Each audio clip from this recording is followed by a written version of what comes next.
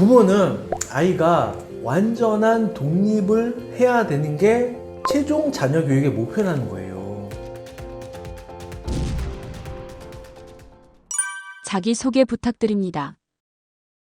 예, 안녕하세요. 저는 차의대 의학전문대학원에서요, 뇌과학이랑 그다음 AI 빅데이터 연구하고 있는 김성곤 교수입니다. 예, 만나서 반갑습니다. 서울 연고대 진학이 전부가 아닌 이유가 있나요?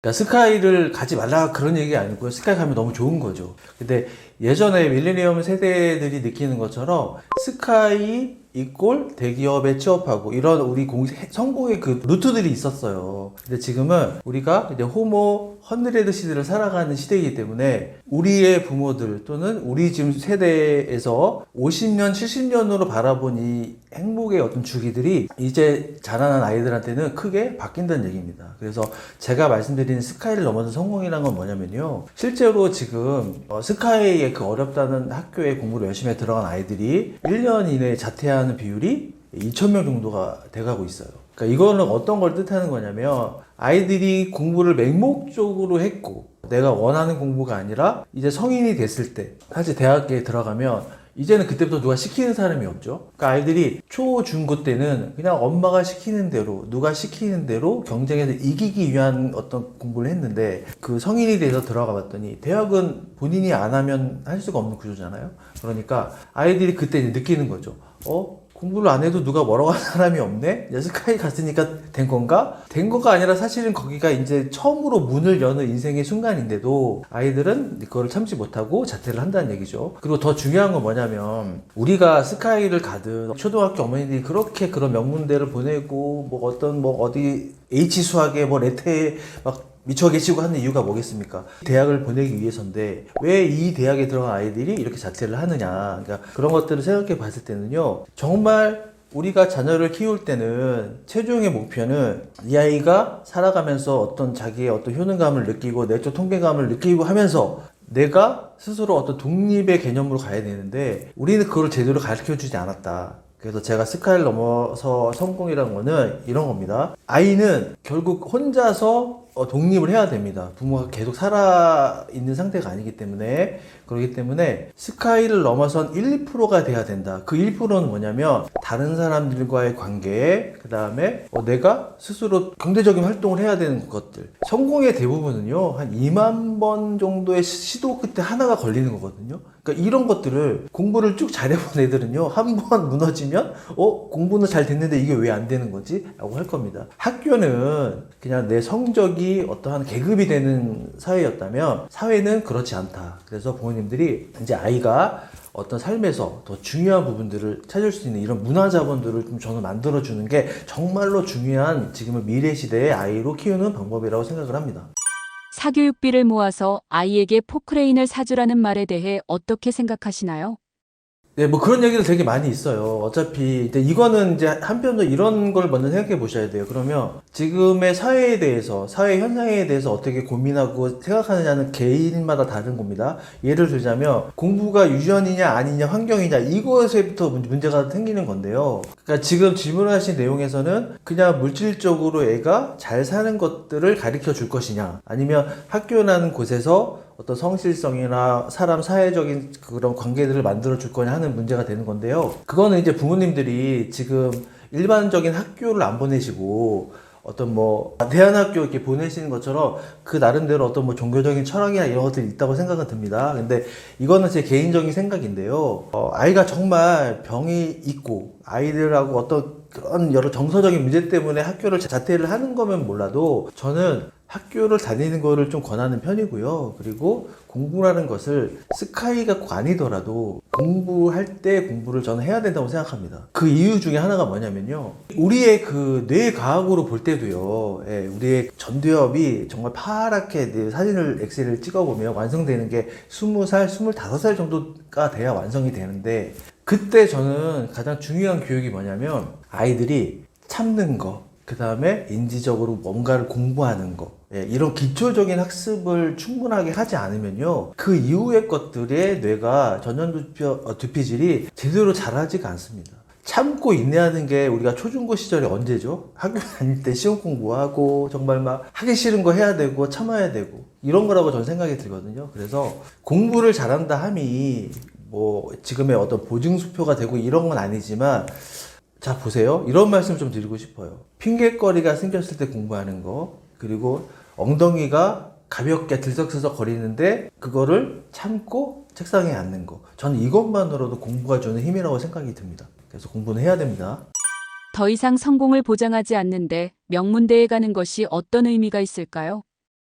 여러 가지 의견들이 좀 있는데요. 제가 생각하는 의견은요. 스카이가 그래도 뭐 향후 한 10년 정도까지는 남들보다 조금의 빠른 출발선은 될 거라는 생각이 드는 거고요. 우리가 일반적으로 뭐 몇 개의 사례들을 보고 일반화하기는 되게 성급한 저는 그 결정이라고 생각이 좀 드는 부분들이 있고요. 대학에 있는 의전원 친구들을 만나보거나 또는 스카이에 있는 친구들, 뭐 상위 대학에 있는 친구들을 만나보면 다 그런 생각이 있는 게 아니라 이들은 제가 봤을 때 회복 탄력성이나 이런 것들이 굉장히 뛰어나요. 실제로. 예. 그리고 다 공부만 잘해서 애들이 이상하고 이런 게 아니고요. 예의도 바르고 또 빠르게 모든 정보 처리나 이런 그 아웃풋을 내는 친구들이 되게 상당히 많이 있다라는 겁니다. 그래서 저는 이 친구들이 사실 우리 사회를 좀 이렇게 어지럽히는 사람들이 그 출신들이 많이 있잖아요. 그래서 이 친구들이 좀 더 사회에 기여할 수 있는 윤리적인 거, 도덕적인 거, 뭐 이런 것들을 좀 많이 배웠으면 좋겠고, 그래도 저는 공부를 스카이만큼 열심히 했던 기업, 그러면 그 밑에 대학 정도는 갈 수 있잖아요. 우리가 명품을 사면 꼭 명품이 나와 같이 되는 자일치감이 되는 뭐 이런 부분들이 아니라 거기에 맞는 행동을 할 때 그 스카이가 저는 더 빛난다고 생각이 들고요.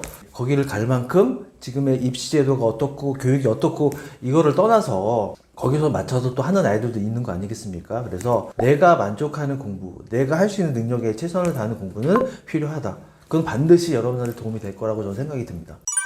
의대 열풍이 뜨거운 것은 어떻게 보고 계신가요? 지금 이런 거죠. 우리가 이제 IMF도 거치고 여러 가지 저성장의 여러 가지 일들을 거쳤잖아요. 그러다 보니까 부모 세대는 이런 겁니다. 밀레니엄 세대의 부모들은 그분들이 어떤 SNS나 커뮤니티 이런 네이티브 정도의 수준으로 자라왔고 약간 중간에 낀 세대이긴 해요. 그러니까 성공 공식 채널은 이런 거죠. 이제는 누구한테 지시받지 않고 내가 내 마음대로 내 능력을 발휘하면서도 정년 없이 일할 수 있는 거. 그걸 찾다 보니 이제 의대가 된 거죠. 근데 이 영상을 보시는 분도 아시겠지만 의대에서도 선호하는 과들이 있잖아요. 예, 피부과, 성형외과, 그다음에 뭐 내과 정도, 그다음에 안과, 정신과 이 정도기 때문에 지금의 이제 뭐 지역 의대 인재 선발하는 거는 글쎄요. 추후에 분명히 미달이 날 거라고 저는 생각이 듭니다. 그렇게 하지 않을 겁니다, 아이들이. 지금의 쏠림 현상들은 당연히 일어나는 것은 맞다. 하지만 사실은 부모님들이 가로치고 생각하는 정말 돈을 많이 벌고 성공을 해야 되는 거는 개발을 하셔야죠. 아이가 우수한데 이 아이가 공대를 간다고 하면 저는 정말 밀어주셔야 된다. 저는 이렇게 생각합니다. 대한민국 교육의 가장 큰 문제는 뭐라고 생각하시나요? 이거는 뭐 여러 가지가 있을 수가 있는데요. 저도 뭐 학교에도 있었고 하지만 뭐 제 초중고 뭐 교사는 아니지만 이제 여러 가지 제가 전반적인 지금 내용들을 봤을 때 우리나라 교육은요 한마디로 줄 세우기 공부를 아직까지도 하고 있고 이 줄 세우기 공부의 문제점은 뭐냐면 과연 우리가 한강 작가가 노벨 문학상을 받았을 때 우리 너무나 기뻐했죠. 근데 한국 사람들은 너무 냄비 근성이 있어요. 어떤 교수나 학자들이 나와서 한국 교육은 이게 문제라고 얘기합니다. 근데 정작 그 교수님의 아이들은 정말 뭐 자사고를 간다거나 유학을 보내는 엉뚱한 것들을 하고 있으니 전 사실 그 영상들을 보면요 이 사람이 말하는 게 맞는 말인가? 왜 이 사람은 이렇게 안 해놓고 왜 이렇게 하고 있지? 여러분도 아시는 여러 가지 사건들이 있었잖아요. 그래서 제가 교육부 장관은 아니고 대통령은 아니지만 지금 우리의 큰 문제는 그냥 1등만 쫓아가는 문화가 가장 문제인 것 같고요. 1등이 아니면 살아남을 수가 없는 거죠. 그러니 사회에 나가서 여러분 보세요. 그 1등들이 뭐 하고 있습니까? 좋은 것만 하고 있는 건 아니죠. 물론 긍정적인 영향을 끼치는 사람들도 되게 많이 있긴 합니다. 하지만 우리는 왜 교육에서도요 1등이 아니고 꼭 1%에 들지 않으면 나고자 좋은 학교에 가지 못하면 공부를 그렇게 썩 열심히 하지 않았네? 너는 그냥 그런 애구나 라고 생각하는 그런 이미 사회에서 정해버리는 그런 그 라벨링 효과? 저는 이게 가장 큰 문제라고 생각합니다. 그래서 어차피 사회 구성원은요, 그 1%가 구성이 되는 게 아니라 나머지 99%까지도 우리 같이 행복하게 살아야 되는 거 아니겠습니까? 그래서 제가 하는 부모 교육도 사실은요, 그 중하위권 아이들이 더 잘 살 수 있는 방법이 뭐지? 이런 것들입니다. 그러니까 길에서요, 신호등에 있는데 청소하는 그 아저씨가 새벽에 계셨어요. 제가 학교를 가려고 이렇게 있었는데 엄마가 학교를 아이를 같이 이렇게 손잡고 가는데 아이가 이제 막 오늘 엄마하고 얘기를 막 하는 거죠. 오늘 학원에서 뭐 할 거고 학교 수업 뭐 하고 이런 얘기를 하는데 이런 얘기가 들렸어요. 앞으로 공부 안 하면 저 아저씨처럼 저렇게 된다? 이 얘기를 하시는 거예요. 그러니까 이 말을 듣고 글쎄요. 저는 뭐 되게 뭐 마음이 좋고 뭐 이런 사람은 아닙니다만 그분이 안 계셨으면 우리 길거리에 그거는 누가 치워주는 거죠? 그러니까 우리는 아직도 그런 거죠. 어떤 감동적인 장면을 보고 하면 맞아. 뭐 조회수가 엄청 올라가잖아요. 그러니까 이게 이렇게 사는 게 맞지 하면서 우리는 뒤로는 또 어떻게 합니까? 우리 애 빨리 의대 보내야 되는데 학원 빨리 알아봐야 되는데 그러니까 이렇게 하고 있는 게 있잖아요. 그러니까 감춰진 우리 내면의 어떤 부정적인 것들이 되게 많고 안 좋은데 우리는 가면을 쓰고 계속 살고 있다. 그 가면을 벗을 때 우리는 비로소 삶의 해방이 되지 않나? 이런 생각을 저는 해봅니다. 1등만을 추구하는 풍토가 아이들 정서에는 어떤 영향을 미치게 될까요?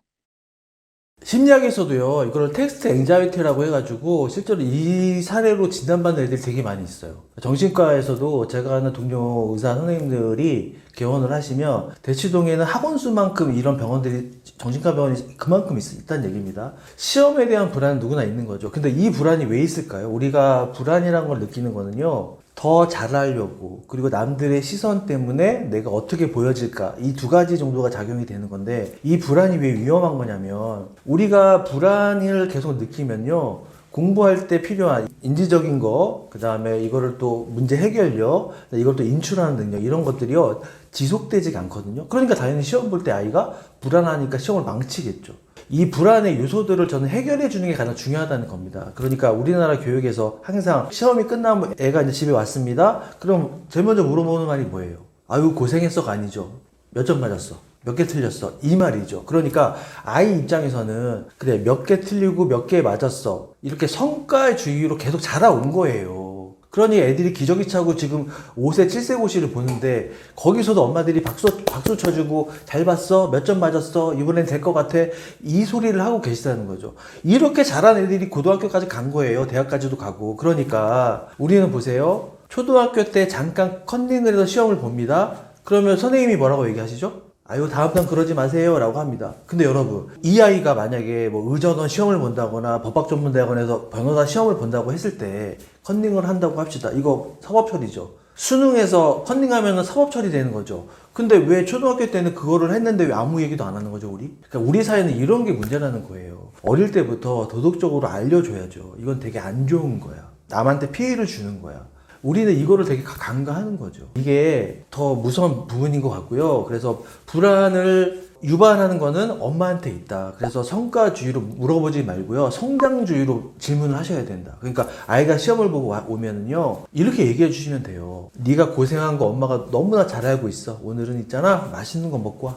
늦게 와도 돼. 자 보세요. 제가 오늘 몇 점 맞았어? 너 오늘 몇 개 틀렸어? 안 물어봤죠. 네가 열심히 한 거 엄마가 알아. 네가 열심히 한 거 알아. 지금 제가 뭐 얘기했습니까? 아이가 하는 성장 그 과정에 대해서 존재로 인정해 줬잖아요. 그러니까 이런 것들이 자꾸 기억이 돼야 쉽게 얘기하면 요즘에 유행인 공부 정서라는 것들이 어떻게 됩니까?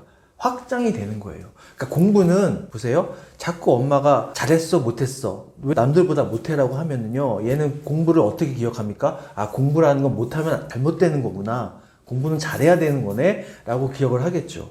그러면 이런 아이는요 도전성이 떨어지기 때문에 좀 더 어렵고 그 문제 해결력이 어려운 문제는요 절대 도전하지 않아요. 왜요? 거기 도전에다가 틀리면 엄마가 또 그 소리 할 거니까.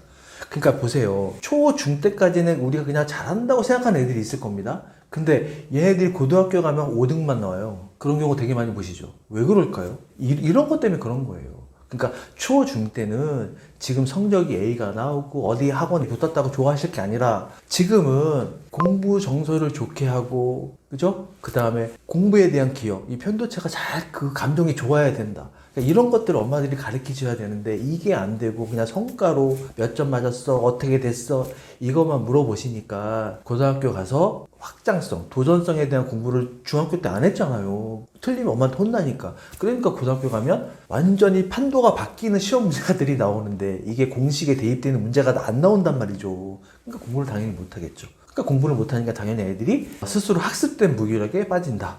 이렇게 생각하시면 될 것 같습니다. 시험 불안에 빠진 아이들이 보이는 행동이 있나요? 시험 불안에 빠진 아이들의 특징들이 이렇습니다. 대부분 첫 번째는요. 시험을 보는 기간 과정에서요. 그러니까 외부적으로 정신적 불안을 보이는 친구들이 있고요. 안 하던 짓을 하는 경우들이 상당히 있어요. 뭐냐면 사실 시험 전날에 일찍 자야 되는 거죠. 조금 일찍 자야 되는데 괜히 막 2, 3시까지도 잠을 못 자는 경우도 있습니다. 그러니까 이 아이는 이미 자기 점수를 예측하고 있는 거예요. 그렇기 때문에 그 후속으로 이어지는 결과들도 다 알고 있다는 거죠. 그래서 이런 경우들이 대부분 좀 많이 있는 편인 것 같고요. 공부를 할 때 아예 그 과목에 대해서, 그러니까 내일이 만약에 국어 시험이면 오늘 국어 공부를 해야 되는 게 맞는데요. 이제 모든 과목을 다 놔버립니다. 이런 아이들의 특징들이 뭐냐면 첫 시험에서 망쳤어요, 만약에. 그러면 나머지 이어지는 과목에 대해서 망치는 경우들이 많은데요. 이렇게 얘기하는 경우가 있어요. 첫 시험이 만약에 오늘 과학 시험이었어요. 근데 그 시험을 좀 못 봤어. 그러면 저 같은 경우는 이렇게 말할 것 같아요. 야, 어차피 지나간 거잖아. 다음 거 더 열심히 하면 되지. 뭘 이렇게 걱정을 해. 뭐 과학시험이 이번만 있냐? 이렇게 얘기하셔야 되는데 거봐. 엄마가 시킨 대로 안 하니까 그렇게 점수가 나오지. 아유, 다음 시험 너 잘 볼 것 같아?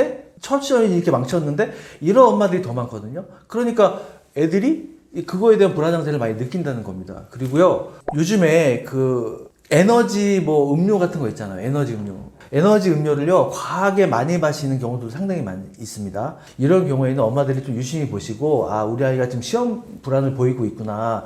이렇게 좀 보시면 될 것 같고요. 특히 초등학교 아이들이 시험 불안을 느끼는 경우는 사실 초등학교는 모든 수업이나 뭐 발표 수업 이런 거 빼고는 없는데 제일 무서운 게 학원 레테죠. 그러니까 엄마들한테 제가 좀 말씀드리고 싶은 게 뭐냐면요. 초등학교 엄마들은 우리 아이가 다 천재인 줄 알고 계시다는 겁니다. 근데 잘 생각해 보세요. 우리가 아이를 처음에 임신했을 때 엄마들이 첫 번째 소원이 뭔지 아세요? 그냥 우리 아이 건강하게만 나왔으면 좋겠다. 한국처럼요. 한국 문화가 이제 가정 문화, 집단 문화잖아요. 우리 어릴 때 사진 보세요. 그 무거운 애를 조그만 엄마가 안고 계세요. 외국은 다 손잡고 찍는데. 근데 얘네들이 이제 언제부터 힘들어집니까? 5살부터가 힘들어지는 거죠. 모든 아이들은요, 이 뇌는 뒤에서부터 이렇게 자라거든요. 그러니까 편도체가 그래서 빨리 자라는 건데, 다 이 뇌가 뭐 3세에 완성이 되고 뭐 하는 뭐 일반적인 얘기도 있지만, 3세에 안 자랄 수도 있는 거잖아요. 그죠? 어머니들? 그러니까 우리 아이의 발달 상황에 맞춰가지고 레테나 이런 것도 이제 하시는 게 좋지, 옆집에 엄마가 그걸 한다고 굳이 시킨다. 그러면 아이가 이런 경우들이 제가 많이 봤어요. 상담을 할 때. 5세인데, 6세인데요. 이 시험 내일 내태입니다. 불안하잖아요. 소변을 보는 경우들도 많고, 밤에. 야뇨증이 생기는 경우들도 많고, 손에 막 땀은 나는 아이들도 되게 많고. 그러니까 이런 경우들이 되게 많아서 저는 이런 불안이 좀 엄마들이 좀 꼼꼼히 보셨으면 좋겠다. 이 말씀을 좀 드려보고 싶습니다. 부모가 자녀에게 남겨줄 수 있는 최고의 유산은 뭐라고 생각하시나요? 가장 큰 유산은 사실 뭐 빌딩이 많으면 건물을 주시는 게 좋으시겠죠. 예. 근데 뭐 다 그런 건 아니잖아요. 근데 우리가 지금 되게 공허하고 이런 것들을 많이 느끼는 게 사실은 SNS나 뭐 인스타나 이런 것들에 대한 것이라고 저는 생각합니다. 그래서 행복의 반대가 불행이 아니라 비교라고 말하는 것처럼요. 이제 부모들도 누가 이런 걸 해줬대. 그래서 저 아이는 뭐 돈이 많은 친구들은 이런 거죠. 뭐 어떤 사업을 했습니다. 근데 잘 안 됐어. 그럼 부모가 이런 얘기 하겠죠. 야, 이거 경험이라고 생각해. 또 하면 되지. 하지만 정말 없는 집 아이가 뭔가 사업을 할 때 실패를 하면 이건 데미지가 장난이 아닌 거죠. 그래서 줄 수 있는 유산은요, 이런 거라고 생각합니다. 아이가 지금 스카이를 나왔던 또는 뭐 의대를 가지 못하더라도 우리는요, 태어날 때부터 기본적인 달란트를 갖고 있습니다. 근데 부모가 그거를 못하게 막는 거죠. 왜냐면 부모도 그렇게 배워왔기 때문에 그래요. 전 부모님을 탓하는 게 아닙니다. 부모도 성공이라는 공식이 여기를 이 대학을 가야 되고 이 기업을 가야 되고 그래서 은퇴를 해야 되고 하는 건데, 지금 사실은 우리가 호모 헌드레드 시대에서는요, 많게는 10번, 20번 정도까지의 직업을 유턴하는 시대가 옵니다. 그러니까 제가 앞서 말한 것처럼 공부를 그래도 잘했던 친구들이 이 직업에 대한 유턴이 쉽다는 거예요.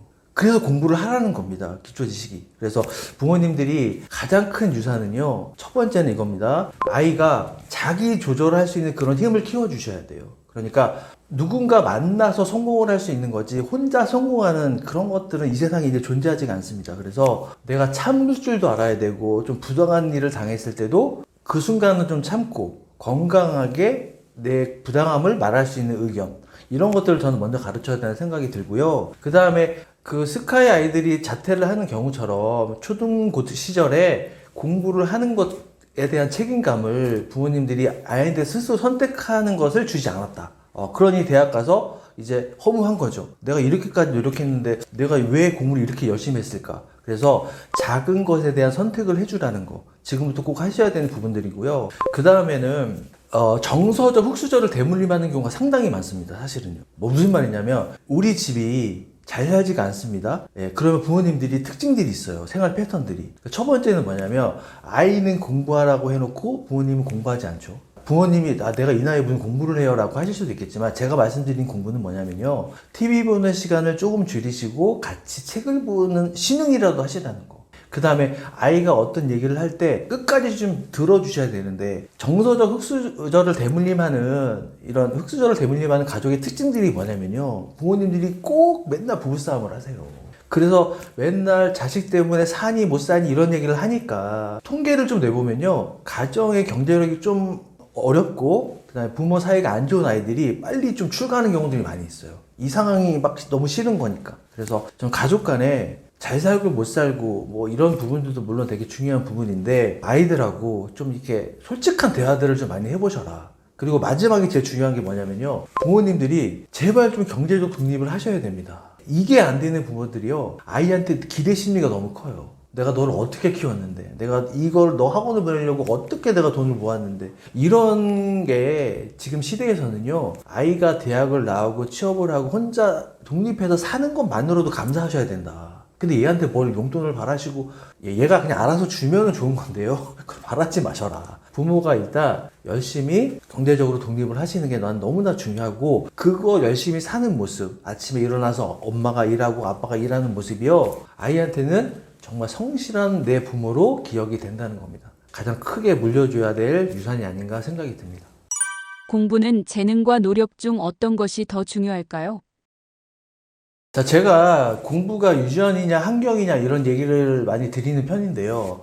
자, 사실은 이제 우리가 심리학에서 두 가지는 우리가 부모한테 받는 게 있습니다. 첫 번째는 지능이고 하나는 기질이에요. 그래서 기질, 예를 들어서 어떤 아이를, 형하고 동생이 있는데 아기 때 아기가 막 울잖아요. 그죠? 우유 달라고 우는데 형은 좀 기다릴 줄 알아요. 근데 동생에는 조금만 타이밍이 늦어도 막 이렇게 더 우는 아이들이 있습니다. 이런 기질이에요. 그래서 이런 거는 부모한테 받는 거고, 자, 그 다음에 중요한 지능. 지능도 부모한테 받는데요. 40에서 많게는 60% 정도를 지능을 유전을 받는다는 겁니다. 그래서 어떤 아이는 60%니까 이렇게 지능을 제가 고무줄로 표현한다면 이렇게 길게 태어난 아이가 있죠. 그리고 어떤 아이는 이렇게만 태어난 아이도 있어요. 짧게. 근데 저는 여러분들이 뭐 개인적으로 생각하시는 분도 있겠지만, 저는 환경이 되게 중요한 게 왜 그러냐면요, 길게 태어난 아이가 있는데 환경적으로 얘를 이걸 유지해 주던가 더 늘려줘야 될 거 아닙니까? 그래야 얘가 원하는 어떤 것들을 할 수가 있을 텐데 이걸 못 해주는 환경이 있을 거고요. 이렇게 좀 짧게 태어났지만 이거를 길게 늘려주는 부모님들이 계시다는 거죠. 그래서 저는 공부가 유전이냐 이렇게 얘기하면 너무 슬프지 않아요? 그러면 부모, 엄마, 아빠 쪽 다 이렇게 따져가지고 계산해 보면 되겠네요, 유전자. 우리 집안에서는 어느 대학을 간 사람이 있네? 없네? 그럼 포기할 겁니까?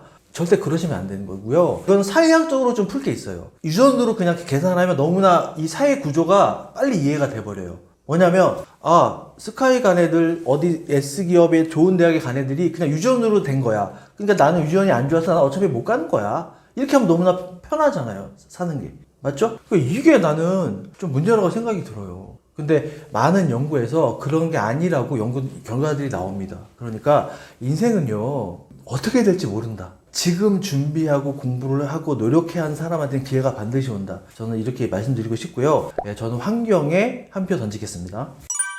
환경을 바꿔주면 영재도 만들 수 있을까요? 이건 이런 것 같아요. 우리가 그냥 공부라고 S대 의대를 목표로 하는 그 영재성을 말하는 건지 아니면 사회에서 정말 우수한 개발자가 되는 이공계 뭐 천재를 말씀하시는 건지 이쯤 차이가 있을 수가 있는 건데요. 영재라고 하는 친구들이 지금 현재 어떻게 사는지도 종단 연구를 보시면 나올 거고 갑자기 뭐 고1, 고2 때 툭툭 올라가는 경우 많이 보셨을 거예요. 그러니까 이런 경우는 환경인 거죠. 그래서 우리가 웩슬러 검사나 TCI 검사를 해서 기질이나 얘가 유형이 뭐 천재로 나왔어. IQ가 뭐 130, 140로 나왔어. 예, 물론 저도 찾아보니까요. 0.001% 정도 아이들 그런 애들이 있어요.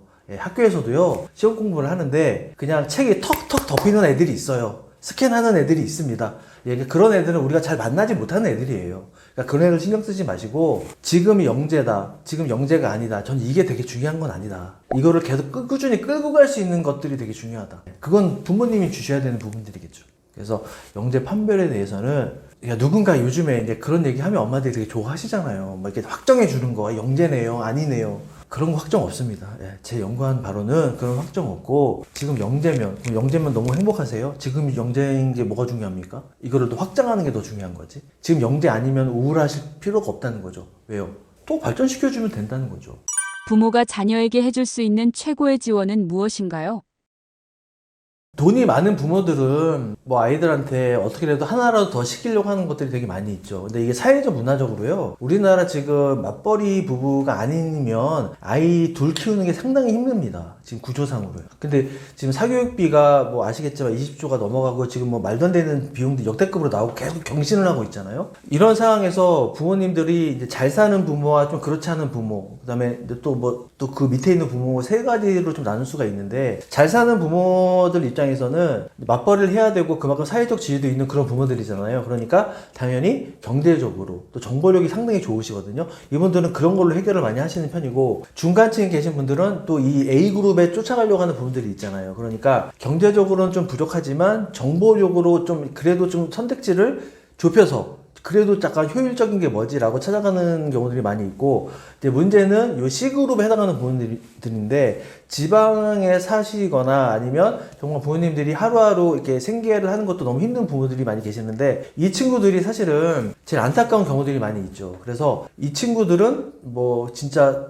사교육을 받는 게 겨우 뭐 인강 정도? 예, 그리고 진짜 막 수시의 학종에서 버라이어티하게 만들어지는 것들은 A그룹은 정말 전문가가 막 해주는데 이 C그룹은 정말 담임선생님하고 고민해야 되는 정말 순수한 그룹이라고 생각이 드는 거고요. 그래서 제가 지금 드리고 싶은 말씀은 가장 좋은 거는 적정한 그 물질적 지원을 해주시는 게 맞다고 저는 생각은 듭니다. 그러니까 무슨 말이냐면요. 우리가 자기주도 학습이라는 것을 제가 여기서 좀 말씀드려야 될 것 같은데 자기주도 학습은 그냥 막연히 혼자 하는 공부가 아니에요. 그냥 아이가 국어나 영어나 수학이나 공부하는 그 과목의 공부법을 모르는데 무작정 집에 앉아가지고 4시간, 5시간 공부한다고 성적이 올라갈 리가 없겠죠. 그러면 이렇게 얘기하는 겁니다. 엄마, 내가 지금 미적을 해야 되는데 그 밑에 확통하고 수열이 좀 안 되는 것 같아, 엄마. 그래서 내가 수열의 개념하고 확통하고 뭐가 좀 나오면 연결이 좀 안 되거든, 엄마. 그럼 요거를 좀 연결해주는 개념 학습을 잘하는 학원은 나 좀 소개 좀 시켜줘, 엄마. 이거 좀 배워야 될 것 같아. 이런 게 자기도 학습이거든요. 그러니까 이런 경우에는 엄마가 지원을 해주셔야 되겠죠. 그러니까 이런 시기에는 안 돼. 우리는 지금 좀 돈이 많이 없네. 뭐 이렇게 하실 수도 있겠지만 지금 인터넷 찾아보시면 무료 EBS 인강이든 그냥 강남구청 인강이든 상당히 많이 좋은 게 있거든요. 그래서 그런 것들을 같이 노력해주는 모습을 보여주는 게 되게 좋을 것 같고요. 그 다음에 제일 중요한 거 이겁니다. 아이가 지금 당장에 성적이 안 나올 수가 있습니다. 그렇죠? 근데 결국 성적은 언제 터져야 됩니까? 고3 때 터져야 되겠죠. 그러니까 아이가 지금 성적이 당장 안 나온다고 해서 엄마들이 이런 얘기를 잘하세요. 야, 거봐, 해도 우리 집은 좀 안 되는 것 같다. 그냥 건강하게 잘 자랐으면 좋겠어. 이게 무심결에 그냥 아이 생각해서 하시는데 저는 그 말이 되게 위험한 말이라고 생각해요. 아이가 언제 포텐이 터질지 몰라요. 지금 막 수학 정석 갖고 싸우고 있지만 이게 자기께 되는 순간이 온다는 거죠. 그러니까 기다려 주시고 아이가 어떤 얘기를 하면 그래, 할 수 있어. 해? 뭐가 안 돼? 너 지금 이렇게 하고 있는데. 이런 말이 나는 더 중요하다. 제가 이제 많이 하는 제 멘트인데요. 부모는 제발요, 감독형, 코치형이 되셔는 안 돼요. 제일 안 좋은 건 헬리콥터 맘이고요. 뭐냐면 우리 아이들요, 감독한다고 계속 지시하고 코칭하고 못하는 거 혼내고, 축구 경기나 야구 경기를 보겠습니다. 자, 어느 팀이 계속 못합니다. 그러면은 감독이 화를 내겠죠, 선수한테. 반대로 한번 생각해 보세요. 자녀가 못하면 미국 부모가 감독이면 얘 공부 못하면 혼내시겠죠. 근데 코치도 감독한테 혼났으니까 또 선수들한테 혼을 낼 겁니다. 근데 그렇게 하지 마시고요. 우리 팀이 지던 이기던 계속 응원해주는 누가 있습니까? 우리 팀마다 응원단이 있죠. 부모님은요, 응원단이 되셔야 돼요. 설사 내 새끼가 공부를 열심히 했는데도 성과가 안 나올 수 있겠죠? 그러면 내 새끼 아닙니까? 정말 열심히 뭔가를 하려고 하는 그 모습으로 인정해주면요, 이 아이는 정말 나쁜 짓은 안 할 겁니다. 세상에 나와서. 자기 밥그릇을 어떻게든 챙겨갈 겁니다. 근데 A가 아니면 너는 인생 잘못 산 거야. 넌 나오자 라고 말하는 순간이요, 얘는 A를 채우지 못했잖아요. 그러면 얘는 A라는 사람들이 누리고 있는 것들을 채우기 위해서 정말 사회에서 하면 안 되는 것들을 할 수가 있다는 겁니다. 이것만 기억해 주시면 좋을 것 같습니다. 좋아하는 일과 잘하는 일 중에 어떤 것을 해야 할까요? 이런 질문 저한테 되게 많이 해요. 아무래도 제가 자녀교육, 부모교육을 하다 보니까 좋아하는 일, 잘하는 일 어떤 걸 해야 됩니까? 라고 물어보는데, 이거는요, 저도 지금 뭐 아이가 다 성인이 되고 하는 나이지만 내가 어떤 일을 좋아하지? 내가 어떤 일을 잘하지? 그거를 찾는 게 진짜 50년 이상 걸렸어요. 그거는 찾을 수가 없는 영역이라고 저는 생각이 듭니다. 대부분은 이런 얘기를 하시죠. A라는 그룹에서는 야, 그래도 좋아하는 일을 해야지, 그래야 오래 할 수 있다 라고 얘기하시고요. 지금의 어떤 세대에서는 이렇게 또 얘기합니다. 아니야, 지금은 너무너무 급변하는 시대야. 네가 잘하는 걸 해야지 빨리 두각을 나타낼 수 있어 라고 얘기를 한다는 겁니다. 근데 이 두 가지에는요, 전제가 있어요.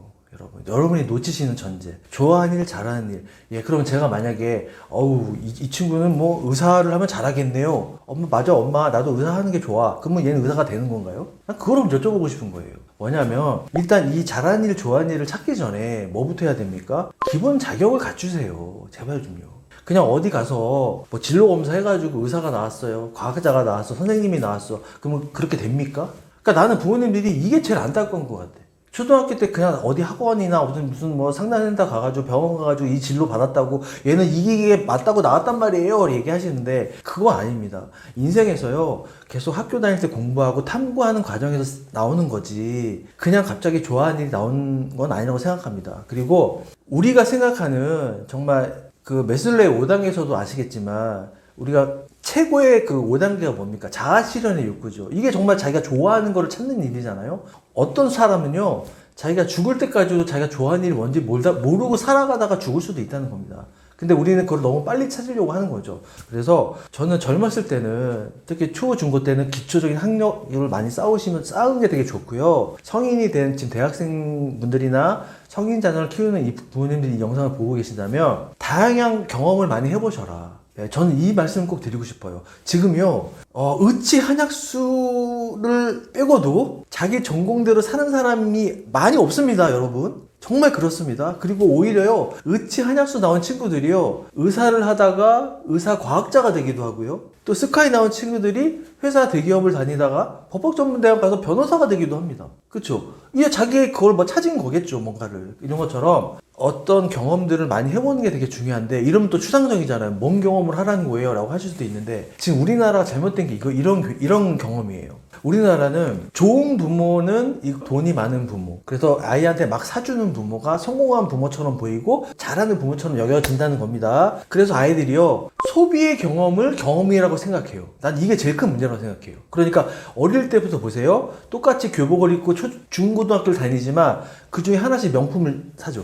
티를 내야 되잖아요. 우리 나 잘 산다는 거. 그 다음에 성수동 가서 꼭 뭐 해야 됩니까? 맛집 가서 먹어야 되잖아요. 근데 애들이 먹기 전에 뭐 합니까? 또 사진 찍어야 되잖아요. 그러니까 이렇게 지금은 소비의 경험, 내가 어디에 뭐 시그네일 가서 뭐 레스토랑에서 뭘 먹었어, 외국 가서 뭐 정말 니들이 못 가본 데를 가서 사진도 막 찍고, 이런 경험이라고 생각하는 경우가 있는데요. 진정한 경험에서 좋아하는 일, 잘하는 일을 찾는 거는요, 자꾸 도전해보고 실패해보는 겁니다. 지금 아이들이 제일 안타까운 게 저는 이런 것 같아요. 아이들이 좀 더 무식해져야 되는데요. 무식해지지가 않고 있어요. 이 말이 무슨 말인지 아세요? 똑똑해지지 않는다 그 얘기가 아니라 너무 똑똑해 버리니까 이제는 회계사가 되면 이런 루트를 가겠네? 그래서 얼마를 벌겠네? 아, 유튜버가 되면 이렇게 돼서 이렇게 되겠네? 연예인 아이돌이 되면 이렇게 연습생을 해서 이렇게 된대. 이미 애들이 다 알아봐요. 맞죠? 그러고 나서 해보지도 않고 뭐합니까? 이미 자기가 다 경험한 것처럼 결정해버리죠. 그러니까 안 하는 거예요. 그러니까 엄마가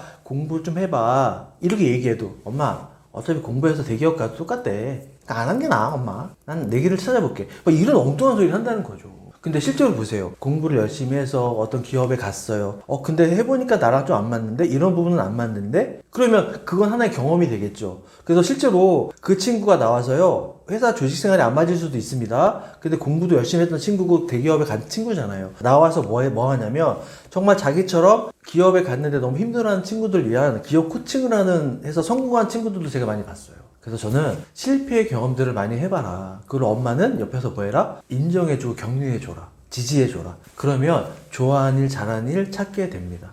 아이의 성장 기회를 뺏는 부모는 어떤 부모인가요? 자, 초등 어머니들께서 제일 많이 하는 실수 중에 하나가 그 성장 기회를 뺏는 것들이 뭐가 있냐면요. 아이가 아직 어리니까, 그리고 내가 빨리빨리 뭔가를 처리해줘야 된다는 그런 생각들이, 그리고 그런 행동들이 아이의 성장 기회를 뺏는 경우들이 상당히 많이 있습니다. 그래서 제가 대표적인 5가지를 좀 말씀드릴 건데요. 자, 첫 번째는요. 아이가 하기 전에 먼저 도와주는 습관입니다. 그러니까 예를 들면 숙제 대신 해주는 거. 그 다음에 뭐 책가방 정리, 방 청소를 대신 해주는 거. 그러니까 이렇게 자꾸 아이가 뭔가를 할 거를 엄마가 미리 하면은요. 아이가 청소를 하다가 뭘 흘릴 수도 있고 뭐 청소를 대충 할 수도 있는데 이런 걸 스스로 못 해버리면 나중에 아이는 정말 혼자 할 수 있는 것들이 아무것도 없다는 겁니다. 그 다음에 두 번째는요. 결정을 미리 대신 내려주는 대화입니다. 그러니까 엄마가 미리 학원을 다 서칭을 해 오셔가지고 자 여기 갈래? 이 학원 갈래? 엄마 다 알아봤어. 넌 선택만 해. 그러니까 이거는 저는 좀 문제가 뭐냐면 물론 부모님들이 자기 자식을 위해서 뭐 안 좋은 학원을 선택했다 갖고 왔다고 저는 말씀을 드리는 게 아니고요.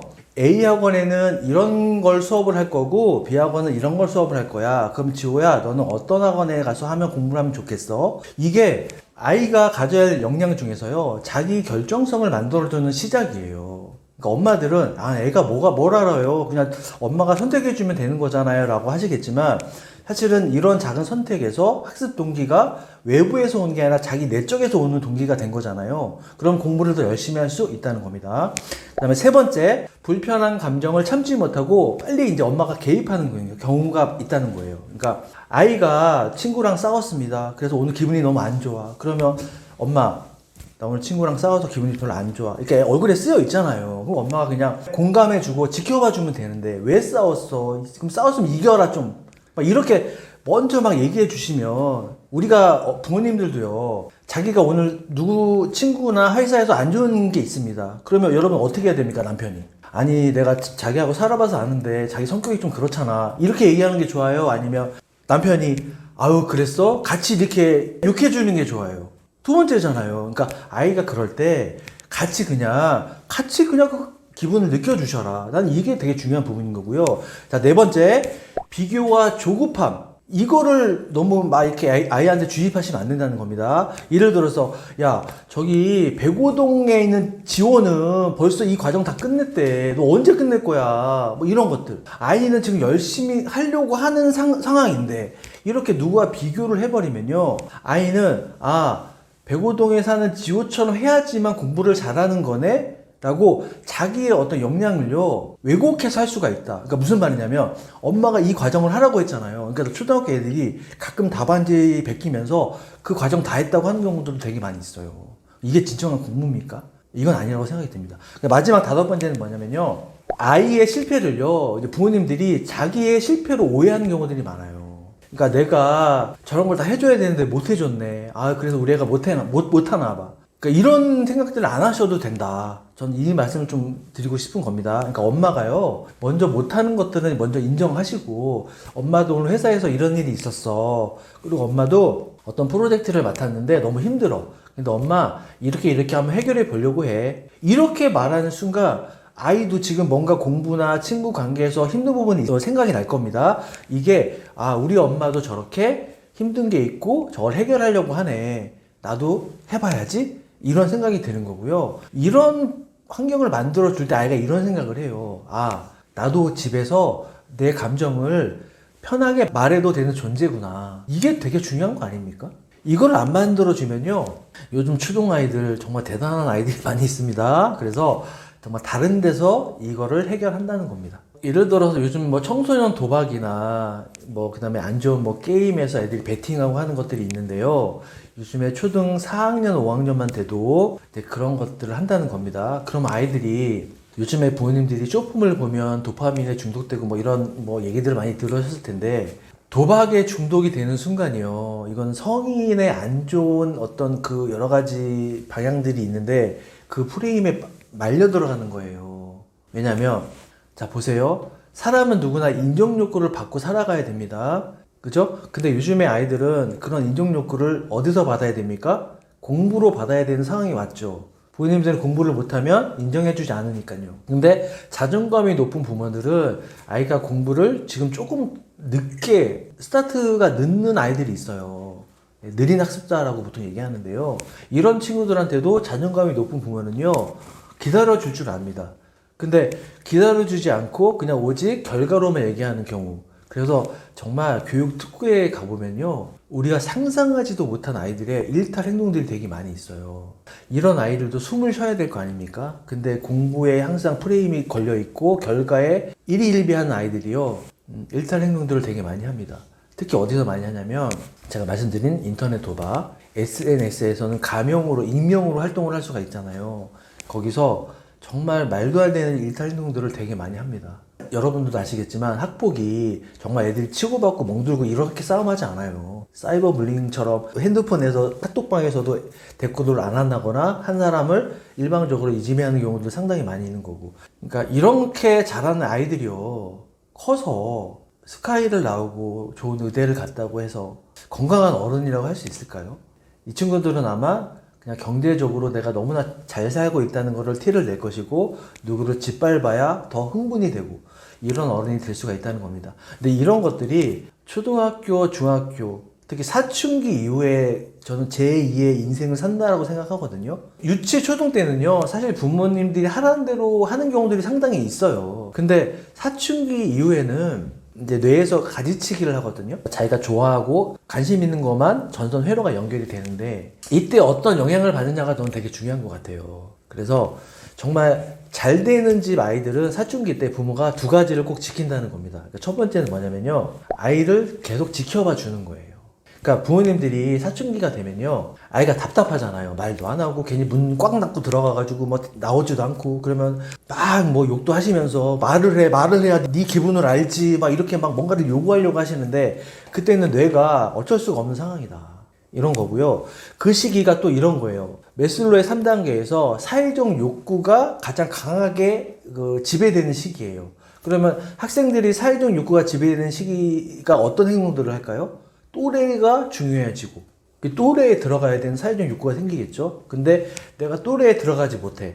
그러니까 애들이 그 또래에 못 들어가면 인스타로 또는 SNS로 해가지고 또 다른 그룹들을 만들어서 어떠한 새로운 그룹들을 새로 만들려고 하는 경우도 있다. 이런 것들이 저는 일탈 행동이다라고 말씀을 드리고 싶습니다.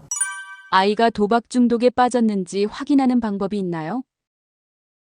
도박 중독에 빠지는 건요, 애들이 이제 게임에 그러니까 솔직히 한 번에 도박에 가는 경우는 없어요. 우리가 이게 게임인 듯 아닌 듯 하는데 알고 보니 도박인 경우들이 되게 많이 있고요. 특히 이제 온라인에서 요즘에는 채팅을 하면서 아이들하고 게임을 많이 할 겁니다. 그래서 아이가 평소에는 욕도 안 하는 애가 게임하다 보면 이상한 욕도 하고 이런 애들이 있을 거예요. 우리 엄마가 너 갑자기 왜 욕을 하니? 이런 경우도 되게 많이 있어요. 그래서 아이가 이렇게 은연중에 게임 시간이 갑자기 늘어나고 누구랑 계속 커뮤니티를 하는데도 욕을 계속 많이 하는 경우, 이런 경우에는 이제 도박 중독의 시작 단계다라고 보시면 되고요. 또 두 번째는 뭐냐면 이제 도박을 하다 보면 처음에는 좀 애가 돈을 벌게 됩니다. 우리 어른들도 그래서 이제 도박에 빠지는 경우들이 많은 건데요. 처음에는 미끼를 던져주는 거죠. 근데 계속 돈을 잃게 될 겁니다. 그러면 갑자기요, 두 번째, 핸드폰의 요금이 과다하게 청구되는 경우들이 있어요. 뭐 소액 결제 이런 것들. 그래서 어머니는 이런 걸 유심히 보셔야 될 것 같고요.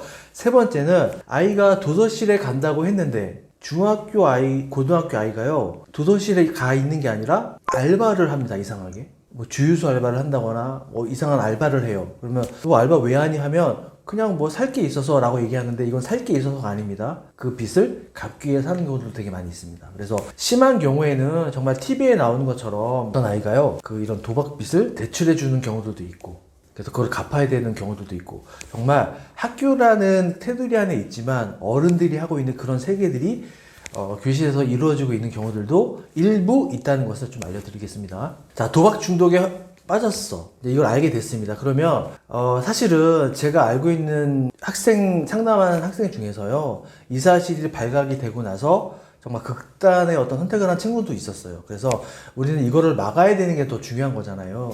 일단은 너무 화를 내지 마시고 진정을 하셔야 될 것 같고, 도박 중독이라는 거는 학교든 우리 그 기관에서 이렇게 치료해 주는 곳들이 있거든요. 근데 사실 아이들이 이렇게 본인이 도박이다, 어떤 걸 하고 있다라고 이렇게 표현하거나 보여지는 것들을 되게 꺼려 할 수가 있습니다. 그래서 집안의 가정에서 먼저 해야 될 것들은 뭐냐면 아이를 안심시켜야 됩니다. 이게 가장 되게 중요한 부분인 것 같아요. 이거에서 어떤 타격감을 받느냐에 따라서 다시 또 도박 중독에 빠질 경우도 상당히 많이 있거든요. 그래서 뭐 내가 너 때문에 미치겠다, 이런 애가 어딨냐, 나가라, 뭐 이런 얘기 절대 하시면 안 되고, 일단은 감싸 주셔야 됩니다. 그래서 진정이 좀 되고 나서는요, 반드시, 이건 제가 드리는 말씀인데, 반드시 전문가, 상담 도박 전문가 계시고요. 이런 분들하고 하셔야 될 것 같고요. 학교에서도 뭐 위센터나 이런 데서 하는 경우들이 있는데, 이제 잘 생각해 보세요. 우리 아이가 도박 중독이 됐어요. 근데 이걸 학교에서 공개적으로 우리는 도박 중독이니까 위센터에서 좀 해주세요 하는 경우는 사실은 좀 드물긴 합니다. 개인적으로 이거는 상담으로 치료를 받으셔야 되고요. 심한 경우에는 임상적으로 약 처방이나 이런 것도 받으셔야 된다. 이거는 제가 꼭 강조드리고 싶습니다. 가볍게 넘기시면 안 된다. 이게 핵심이라는 겁니다. AI 시대에 꼭 필요한 역량은 무엇일까요?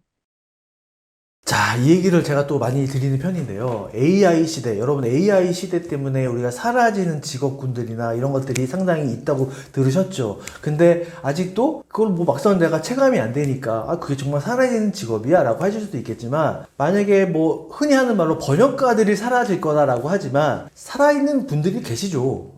뭐 다 사라지지는 않습니다. 하지만 AI가 할 수 있는 그 여러 가지 업종 중에서 1티어급만 살아남는 겁니다. 이해되셨죠? 무슨 말인지. 지금 제가 있는 그 의학전문대학원이나 의료 쪽에서도요, AI가요, 예전에는 저희가 6개월 정도의 검사를 해서 임상을 해서 찾아내야 할 병을요, 이 AI 친구가요, 일주일, 3일 아니면 다 병명을 찾아냅니다. 대단하죠? 그래서 이제 의사도 AI가 하는 시대가 되는 거기 때문에 저는 이렇게 생각합니다. AI는 이제 우리 세계에 왔습니다. 거부할 수 없는 겁니다. 그래서 이제는 제가 두 가지를 말씀드릴 건데요. 꼭 명심해 주세요. 지금은 첫 번째, 질문의 힘이 중요하다. 무슨 말이냐면 AI는 우리가 흔히 아는 뭐 네이버에서 뭘 검색하는 정도의 용량이 아니라는 겁니다. 그래서 AI는 계속 오늘도 러닝머신을 합니다. 그렇죠? 계속 지식을 축적하고 있습니다.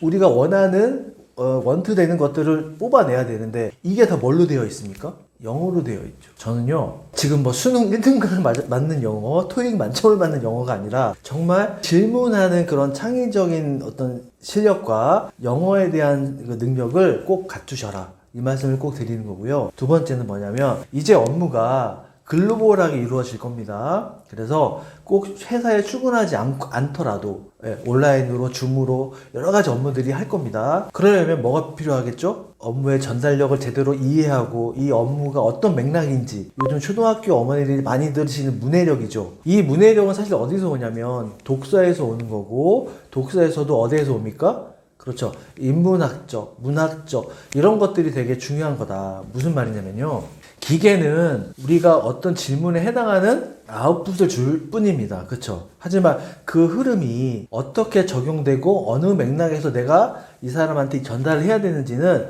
사람만이 할 수 있는 능력이죠. 두 번째는 뭐냐면 이런 인문학적 능력을 같이 갖춰야 된다. 이 말씀을 드리고 싶습니다. AI 시대의 진로 교육 어떻게 해야 할까요?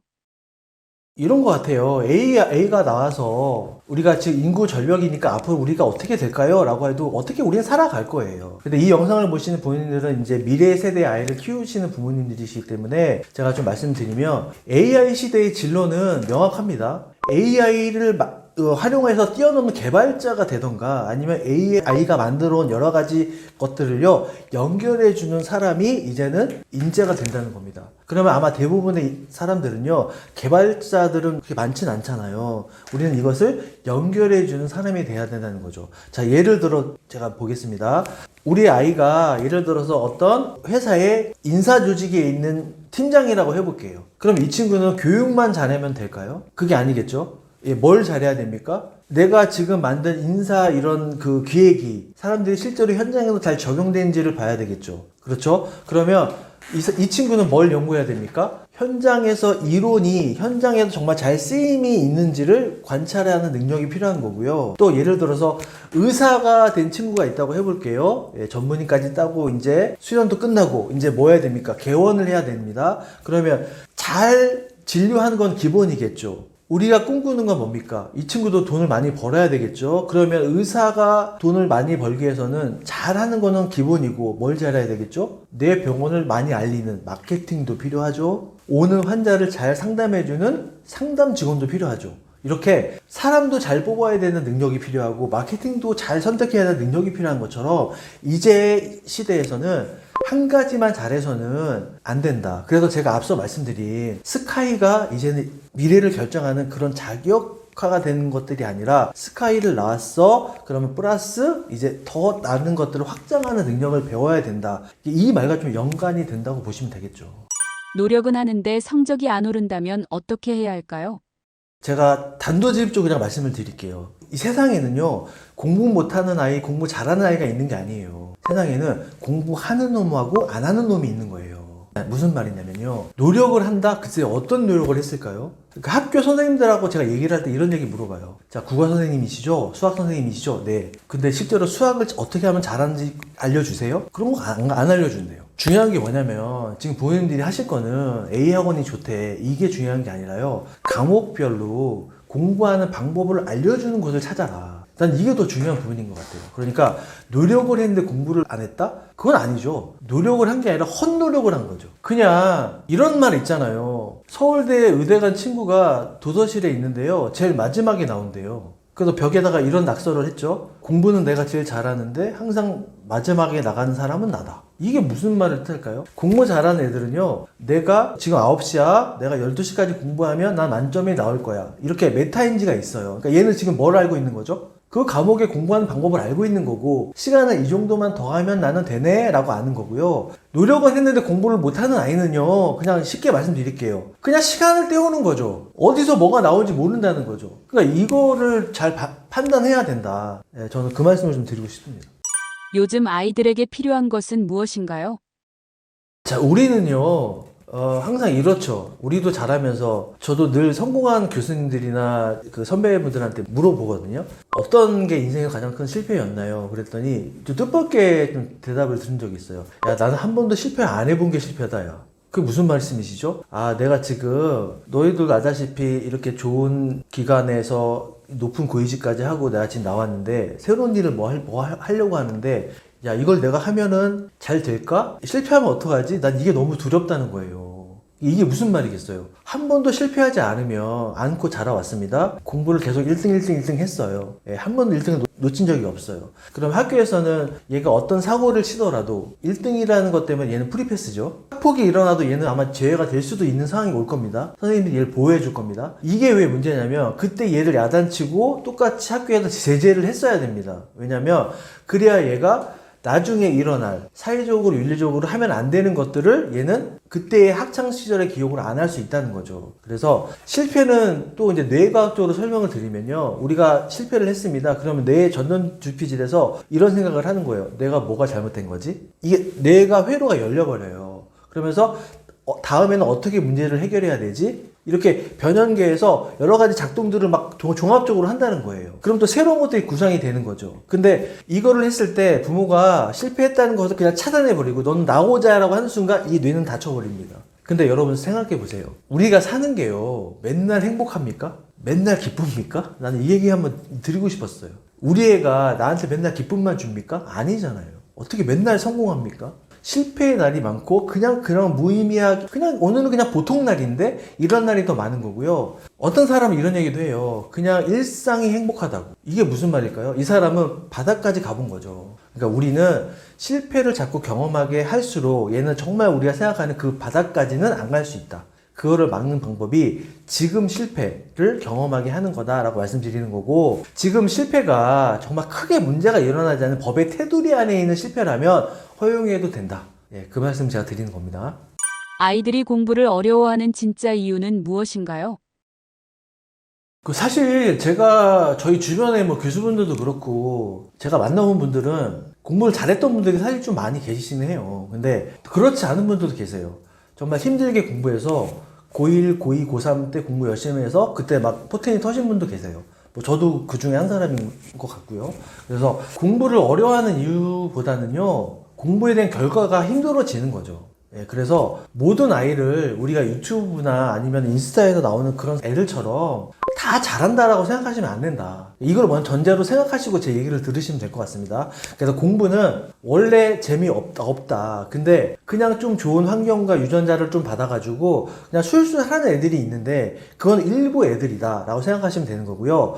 모든 아이들은 공부가 힘들다. 하지만 참고 하는 거다. 이거를 전제로 꼭 들으셔야 됩니다. 자, 첫 번째는요, 보통의 아이들이 공부가 어려워하고 싫은 이유는 감정 루틴이 망가져 있다. 그러니까 뇌는요, 불안하지 않고 안정될 때, 제가 말씀드렸잖아요. 이 전두엽 회로가 열린다고. 근데 불안하면 이 편도체가 먼저 반응을 하기 때문에 눈치를 보고 남과 비교하는 엄마의 그런 목소리가 들리고 하니까, 그러니까 공부가 하나의 공포가 되는 겁니다. 공부가 아니라 공포가 된다. 그래서 아이들이 공부가 그냥 싫어진다. 이렇게 생각하시면 되는 거고요. 요즘에 그 사교육이 너무 일찍 시작하다 보니까요, 정말로요, 제가 본 아이들의 100에 한 60명 정도는요, 중학교 가서요, 특히 중2, 중3 때 가서 무너진 애들 제가 상당히 많이 봤습니다. 예, 그래서 조기 사교육은 뇌과학적으로도 이거는 되게 문제가 되는 거고요. 조기 사교육이 아니라 조기 사육하는 거예요. 예, 이거 꼭 기억해 주시면 좋을 것 같고요. 두 번째는요, 사람이요, 어떤 아이들이 동시에 같이 엄마 소리를 안 하죠. 이렇게 발달 과정이 다 다릅니다. 그러니까 뇌도요, 전두엽의 발달 속도가 다 다른데 부모들은 되게 빠른 걸 요구하신다는 거죠. 그래서 초등, 중등 시기에 어떤 해야 될 것들이 있는데 이거를 못할 수도 있는 아이가 있다는 겁니다. 아직 전두엽이 남들보다 조금 덜 자라서 계획이나 집중이나 조절이 안 되는 아이도 있다는 거죠. 내가 아직 철이 안 들고 뭐가 좀 미숙한데 엄마들은 왜 이걸 못하니? 라고 하는 경우가 있어서 이런 타이밍을 좀 기다려줄 줄 알아야 된다. 이거를 엄마가 기다려주지 않으면 공부가 어렵다는 겁니다. 그 다음에 세 번째는요, 공부가 이제 관계 단절의 상징이 되었다는 건데, 이게 무슨 말이냐면, 이게 좀 중요한 말이긴 한데, 아이가 공부를 하면, 그러니까 잘하면 엄마한테 인정을 받았다는 거예요. 근데 공부를 못하면요, 인정을 못 받았잖아요. 그러니까 이제는 내가 열심히 해도 공부는 어려운 과정들만 남았고, 그러니까 아이가 스스로 뭐가 되는 겁니까? 그냥 포기해 버리는 거다. 그러면서 자꾸 엄마랑도 멀어지는 거고 집에서는 애물단지가 된다. 자, 그 다음에는요, 이런 그 실패 경험이 누적돼서 아이한테 좀 더 회복 탄력성으로 좋게 발현이 돼야 되는데 부모들이 이런 것들을 망가뜨리는 경우가 되는 거죠. 그러니까 엄마가 자꾸 틀린 거에 대해서 반복하고 꾸중하고 자꾸 실망스러운 거. 그러니까 아이들은요, 틀린 거에 대해서 실패했다고 느끼는 것이 아니고요, 엄마가 틀린 거를 어떻게 말하느냐. 아이들은 감정을 더 기억을 많이 해요. 그러니까 엄마가 아유 괜찮아 라고 말은 했지만 이미 눈빛으로 레이저로 엄마가 되게 뭐라고 하고 있는 것들을 우리가 무의식적으로 알 수가 있잖아요. 그러니까 이때 아이들은 공부가 싫어진다는 겁니다. 그 다음에 이제 공부는 잘하는 것, 꼭 잘해야 되는 것으로 인식이 돼버리는 순간 아이는 공부를 잘할 수가 없습니다. 무슨 말이냐면 잘해야지만 엄마는 인정해 주는 거잖아요. 그러면 내가 조금이라도 실수하면 엄마는 나를 공부 못하는 애로 인정하겠죠. 그러면 아이들도 공부를, 그러니까 계속 우리가 시험을 잘 볼 수는 없는 거 아닙니까? 그렇죠? 그러니까 아이도 어느 순간 한 번에 실패를 했을 때 나는 이제 공부를 못하는 아이네 라고 하면서 회피하는 습관이 생긴다. 이렇게 이해해 주시면 좋을 것 같습니다. 아이의 숨은 공부력 어떻게 깨워줄 수 있나요? 이거는 사실 엄마들이 되게 집에서 금방 해줄 수가 있어요. 그러니까 돈이 많이 들어가는 것도 아니고. 그러니까 모든 걸 학원이나 이런 거에 전문가에 맡기지 마시고요. 전 집에서 이 공부력을 좀 채울 수 있다라고 말씀드리고 싶습니다. 지금 이 영상에 초등학교 어머니 계시다면요. 제발 좀 제 얘기를 들으셔야 됩니다. 감정 에너지. 공부는 이렇게 연결되어 있다는 걸 기억하시면 좋을 것 같고요. 이 숨은 공부력을 깨우는 세 가지 핵심 키를 지금부터 말씀을 드려보겠습니다. 첫 번째, 감정을 먼저 다룰 줄 알아야 돼요. 이 감정 저금통이 바닥나면 공부 회로가 꺼진다는 겁니다. 그러니까 아이의 공부력은요, 어떤 기분, 기분의 힘과 연결되어 있다. 하루에 한 번은요, 공부할 때 빨리 책 펴고 공부해라 라고 하시기 전에요. 자, 오늘은 마음이 좀 어땠니? 오늘은 좀 기분이 좋아? 괜찮아? 이렇게 한번 질문을 먼저 좀 해보세요. 그러면 아이가 이제 공부를 해야 되겠다는, 엄마, 나 오늘은 있잖아요. 친구하고 싸워서 좀 기분이 별로 안 좋아요. 근데 이런 상태인데 엄마가 그 기분을 물어보자고 공부를 해라라고 하면 아까도 말씀드린 것처럼 불안할 거 아닙니까? 예, 생각은 여기에 가 있는데 공부가 안 되겠죠. 그래서 이런 경우에는 약간 릴렉스하는 시간을 줘야 된다. 그래서 뇌의 상태를 물어보기. 자, 두 번째는요, 이제 비교보다 신뢰를 할 수 있어야 된다는 겁니다. 사실 부모님들이 이런 얘기 많이 하세요. 내 자식인데 내가 제일 사랑하고 이뻐하죠. 근데 사실 그 이뻐함이 글쎄요, 잘할 때 이뻐하는 거죠. 잘할 때 아이가. 그래서 넌 항상 잘할 수 있고 할 수 있는 아이야 라고 해주는 게 되게 중요한 부분이라고 생각합니다. 그래서 누군가를 믿고 나를 지켜봐 줄 때요, 관계라는 형성이 되는 거고요. 제 얘기를 약간 드리면 저도 고등학교 때 성적이 이렇게 올라간 케이스인데 학교에서는 야 정말 제가 저렇게 그 대학을 갈 수 있겠어? 라고 할 정도였어요. 근데 저를 믿어준 유일한 사람이 누구였냐면 저희 엄마였어요. 저희 엄마만이 엄마 내가 학교에서 있잖아 이렇게 사람들이 나를 무시한다 엄마. 근데 우리 엄마가 이런 얘기 합니다. 아들 그게 뭐가 신경 쓰지 마. 뭐가 중요해. 할 수 있어. 하면 되지 뭐. 저는 저희 어머니께서 많이 배우고 그런 분이 아니셨는데도 그 말을 해줄 때 그 눈빛이 너무나 진심이어서 저는 이런 생각을 했었어요. 엄마가 날 이렇게 믿어주는데 엄마 기쁘게 해줘야지. 그게 저한테 되게 큰 힘이 됐던 것 같아요. 사람은 누가 한 사람이 나를 믿어주면 그 사람 위해서도 열심히 하잖아요. 그러니까 이런 것들이 저는 되게 중요한 것 같고요. 그 다음에 제가 말씀드린 거 그냥 공부는 어떻게 한다? 책상에 앉는다. 책을 편다. 그리고 연필을 친다. 공부를 한다. 이 순서로 가야 되는데요. 공부가 안 되는 애들이 루틴들이 있죠. 책상에 어렵게 앉는다. 그 다음에 책상에 앉는다. 뭘 공부할지 30분 고민한다. 그 다음에 책을 편다. 예, 그것까지 좋아요. 그럼 공부를 해야 되잖아요. 근데 뭘 합니까? 계속 책상을 지워요. 뭘 지워야 돼. 그래서 엄마가 와서 또 공부하라고 뭘 지워? 엄마 잠깐만 여기 뭐가 묻었어. 이런 애들이 되게 많이 있다는 거죠. 우리 뇌가요, 순간 자기가 제어할 수 있는 거, 이거를 먼저 하게끔 회로가 설계가 되어 있어요. 그러니까 당장에 공부는 어려운 거고 하기 싫은 거고 해본 적이 없는 거죠. 그러니까 책상 정리를 한다거나 갑자기 안 하던 짓을 하거나 이런 경우들이 많이 있다는 겁니다. 그래서 공부는 원래 재미없고 의무적으로 하는 거다. 예, 이 말씀을 드려봅니다. 성적 향상 불변의 법칙이 있나요? 자, 이건 5가지로 지금 정리해 드릴 테니까 꼭 메모해 주시면 좋을 것 같습니다. 자, 첫 번째는 뭐냐면요. 공부는 사실 감정이 먼저예요. 그러니까 기분 좋은 내에서 공부라는 게 시작이 된다는 거예요. 우리 부모님들도 오늘 기분이 되게 안 좋습니다. 그럼 회사에 가셔서 오늘 업무가 제대로 되지 않으시죠. 아이가 기분이 좋지 않으면요. 늘 불안하고요. 눈치를 봐야 되고 그러면 전두엽이 꺼지고요. 우리 편도체가 먼저 반응을 한다는 거예요. 그래서 공부 전에 아이의 감정이 좀 어떤지 자, 오늘은 기분이 어때? 되게 어색한 말이기도 하지만 이렇게 한번 던져보는 게 되게 중요한 부분인 것 같고요. 자, 두 번째는 루틴이라고 생각합니다. 뭐냐면요. 저도 책을 쓰고 글을 쓰는 사람인데요. 저도 글을 되게 잘 쓰는 사람이 아니거든요. 1년에 연구 논문을 한 15편 정도씩을 게재를 하는데 그러면 사람들이 저한테 그래요. 교수님 어떻게 이렇게 논문을 잘 쓰세요? 이렇게 얘기를 하는데 저는 잘 쓰지 않아요. 뭐냐면요. 저는 그냥 5시가 되면 그 자리에 앉습니다. 그냥 막 고민합니다. 이게 맞을까? 이게 맞을까? 그냥 막 찾아봅니다. 그거를 저는 하루에 3시간씩 꾸준히 합니다. 그러다 보면은요, 가끔 뭐 연구방에서 어떤 아이디어들이 막 이렇게 올라오잖아요. 그러면 이거랑 변수를 묶으면 재밌겠는데? 이렇게 자꾸 뭔가 아이디어가 떠오르는 것처럼 공부는 이런 것 같아요. 그냥 한 번에 내가 잘해야지? 이런 뭐 멘탈 동기부여를 했다고 잘하는 게 아니라는 거다. 그래서 그냥 꾸준하게 앉아서 그냥 하는 거다. 왜냐면 공부는 원래 재미없거든요. 이게 전제입니다. 공부는 원래 재미없어. 이걸 전제로 하면 그냥 하면 됩니다. 그러니까 부모님들이 야, 너 공부에 좀 재미 좀 붙여봐. 왜 이렇게 공부에 재미가 없니? 이게 재미없어요, 원래. 어머니는 회사 가시는 거 재밌으세요? 똑같은 얘기죠. 그냥 꾸준하게 하는 거야. 버티는 거야. 이게 되게 중요한 것 같습니다. 세 번째는요. 공부라는 것도 이제 체력이 중요한 건데 우리가 50분을 애들이 공부하고 30분을 공부했으면요 5분 또는 10분 정도의 그 회복을 할 시간을 줘라. 근데 요즘 어머니들이 학원 갔다 오면 학원 과제 해야 되고 애들이 그쵸? 그러면 부모님들이 약간 저는 좀 약간 변태 기질이 좀 있으신 것 같아요. 뭐냐면요 학원을 갔다 와서 애가 힘들어하면 엄마들이 흐뭇해하세요. 아 거봐 힘들어야 돼. 학원 갔다 오면 힘들어야 돼. 그게 맞지. 내가 제대로 된 학원 보냈네. 근데 그게 아닌 거죠. 애가 쉬어야 됩니다. 그래야 또 다른 걸 할 수가 있잖아요. 그러니까 쉬는 거를 꼭 반드시 해주셔야 된다는 겁니다. 자, 네 번째는요.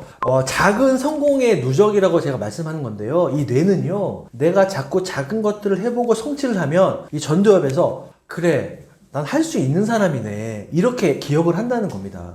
그렇지 않을까요? 그러니까 아이가요. 어저께는 5문제를 틀렸는데 오늘은 3개밖에 안 틀렸어요. 그러면 잘했다고 해주셔야 된다. 그럼 애가 아 그래 내가 이렇게 하면 되네 라고 이런 성취감을 기억한다는 겁니다. 그리고 마지막 5번째는 뭐냐면요 그 존재를 지지받는 아이만 지속 가능하게 공부를 한다는 겁니다. 그러니까 무슨 말이냐면 성과주의로 보면 엄마들은 점수로만 아이를 판단하는 건데요 이렇게 한번 생각해 보세요. 야 엄마가 네가 노력한 거 이렇게 잘하는데 괜찮아. 지금 점수가 뭐가 중요한데 예, 조금 마음은 좀 아프시겠지만 참으시고 괜찮아. 이렇게 노력한 거 알고 있는데 다음에는 너 정말 잘할 거야. 괜찮아. 이렇게 아이의 어떤 길을 좀 살려주셔라. 그러니까 이게 바로 그냥 우리가 흔히 말하는 자존감이에요. 이거를 갖고 있는 아이는요. 결국엔 잘합니다. 초등학생 학부모님들이 가장 많이 하는 착각은 무엇인가요? 일단은 교육특구에 가시는 분들도 착각하는 경우들이 상당히 많이 있어요. 그러니까 교육특구에만 가면 공부를 잘할 것이다. 그래서 우리 이런 말이 있잖아요. 맹모 삼천지교라고 해서 대치동을 가야 되고 목동을 가야 되고 분당을 가야 되고 이런 거 있지만 거기서도 버티는 아이들이 있고 또 그렇지 아이들이 있다는 겁니다. 그리고 더 중요한 착각의 대표적인 거 그냥 말씀드릴게요. 첫 번째는 뭐냐면요. 이거를 기억하세요. 우리의 아이들은 맹자가 아니라는 겁니다. 어머니들. 아무리 좋은 학군을 가더라도 못 버티는 아이들이 있다는 거죠. 그러니까 엄마가 그냥 시키는 대로 하는 아이들이 되게 많이 있는 건데요. 이런 아이들이 뭐냐면 첫 번째로 내적 통제감이 잘 안 되는 아이예요. 그러니까 뭐냐면 어떤 일을 할 때 그런데 내가 이거는 할 수 있고 내가 할 수 있는 일이야. 이렇게 자기 스스로 어떤 통제감을 갖고 해야 되는데 자꾸 엄마가 외적인 통제감을 주시죠.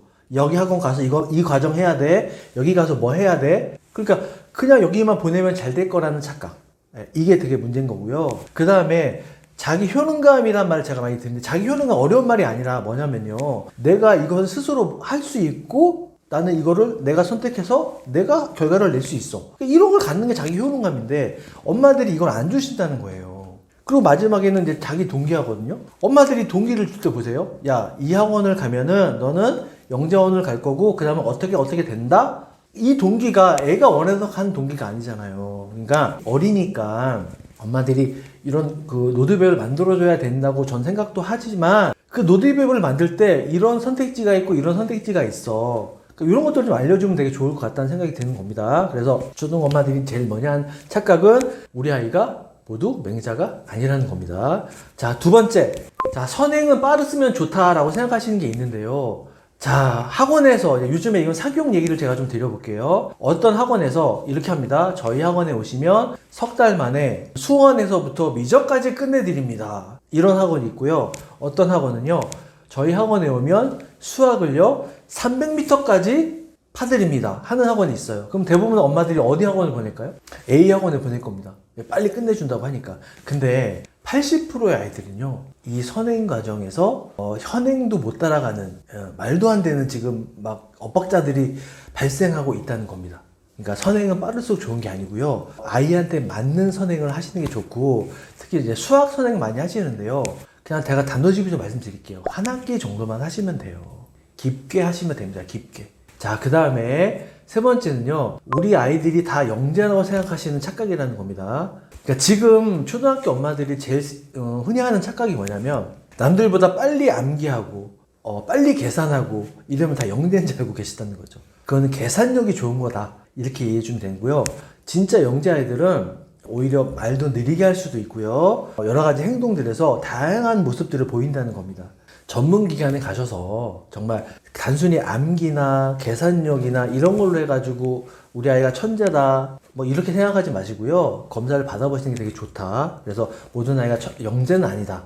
자, 이렇게 말씀드리고 싶고요. 그 다음에 좋은 습관은 잔소리로 만들어진다. 이렇게 엄마들이 생각하고 계세요. 그러니까 엄마는 많은 교육 정보를 알고 있어야 되고, 그리고 이걸 아이한테 계속 알려줘야 돼. 그러면 아이가 잘 될 거야 라고 하는 착각이라는 겁니다. 대부분의 정보들은요, 지금 이 영상을 보시는 분들도 많이 계시겠지만, 진짜 고급 정보는 잘 안 나옵니다. 사실은요. 이게 사실 팩트 아닙니까? 저도 이 영상에다 대고 어떻게 아이가 개별마다 다 다른 실력인데 이게 정답이에요 라고 말하는 사람이 있다면요, 그 사람은 다 거짓말하는 거예요. 그리고 생각해 보세요.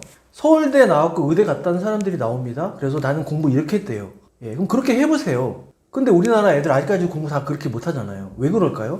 왜 그럴까요, 우리? 아이만의 지금 그 과정들이 다 다르고요. 환경이 다른 거예요. 그러니까 제가 그냥 말씀드릴게요. 욕을 먹더라도 말씀드릴게요. 누구네 집 아이들이 다 3명이, 4명이 의대를 갔다, 뭐 이런 거 많이 보이실 겁니다. 예, 너무 훌륭하신 부모님이시죠. 제가 그분 뭐라고 하는 게 아니고요. 하지만 그분 집안에 어떤 루틴이 있었을 거다. 그래서 이제부터 이런 겁니다. 우리 집도 아이가 공부 잘할 수 있는 작은 습관의 루틴들을 만들어 보셔라 이겁니다. 중요한 건 우리 집의 경제력이 다르고 우리 집의 환경이 다르고 부모의 직업들이 다 다르잖아요.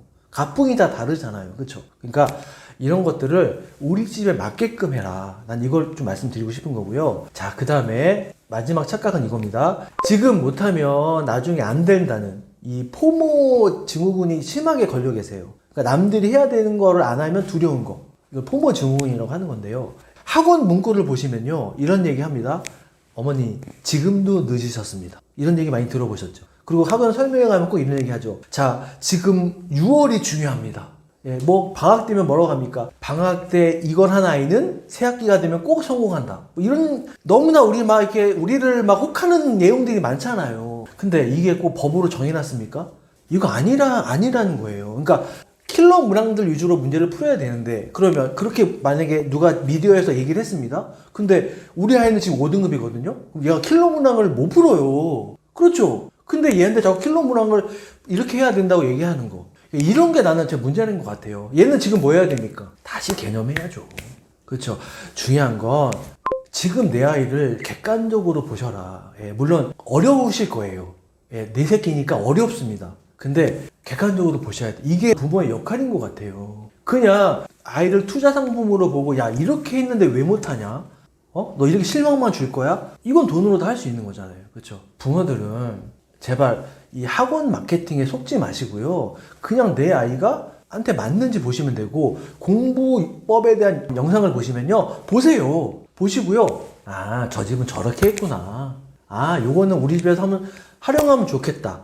이거를 나는 건져내는 부모가 제일 좋은 부모지. 봐봐. 너 일로 와봐. 저 형처럼 저렇게 하면 된대잖아. 해봐, 우리도.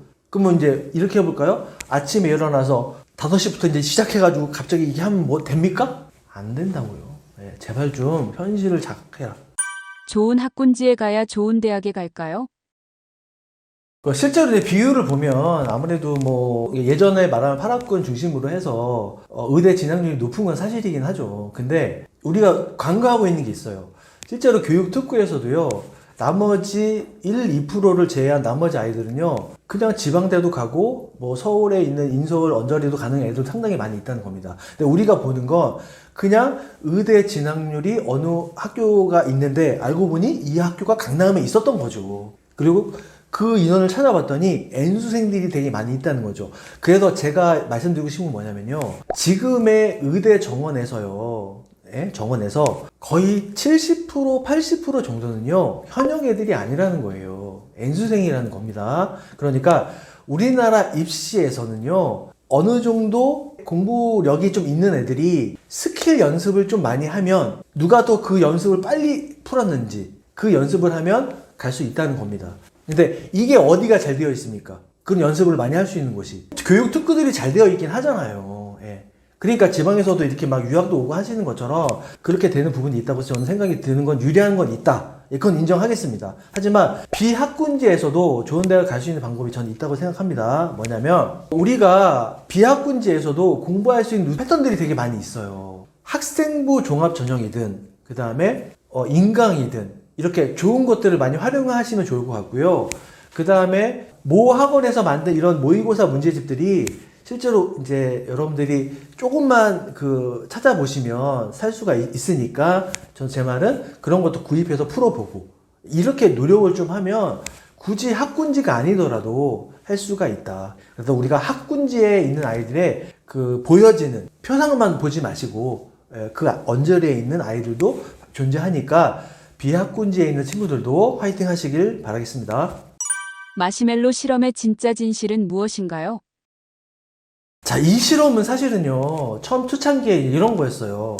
기다리는 아이가 성공한다. 이거 뭐 중단 연구를 해가지고 실제로 했는데, 사실은 제 연구를 했을 때는 그게 아니라는 거죠. 그래서 앞에 실험 내용이 중요한 것이 아니라, 이 연구의 시사점을 기억하셔야 된다. 뭐 무슨 말이냐면, 과정 환경에 따라서 보세요. 아이한테 되게 이건 잔인한 실험일 수도 있어요. 아이들이 어립니다. 근데 앞에다가 맛있는 음식을 줬다고 해볼게요. 그러면 지금 환경에서 배가 고파요. 그러면 이 음식을 먹겠습니까? 안 먹겠습니까? 먹겠죠.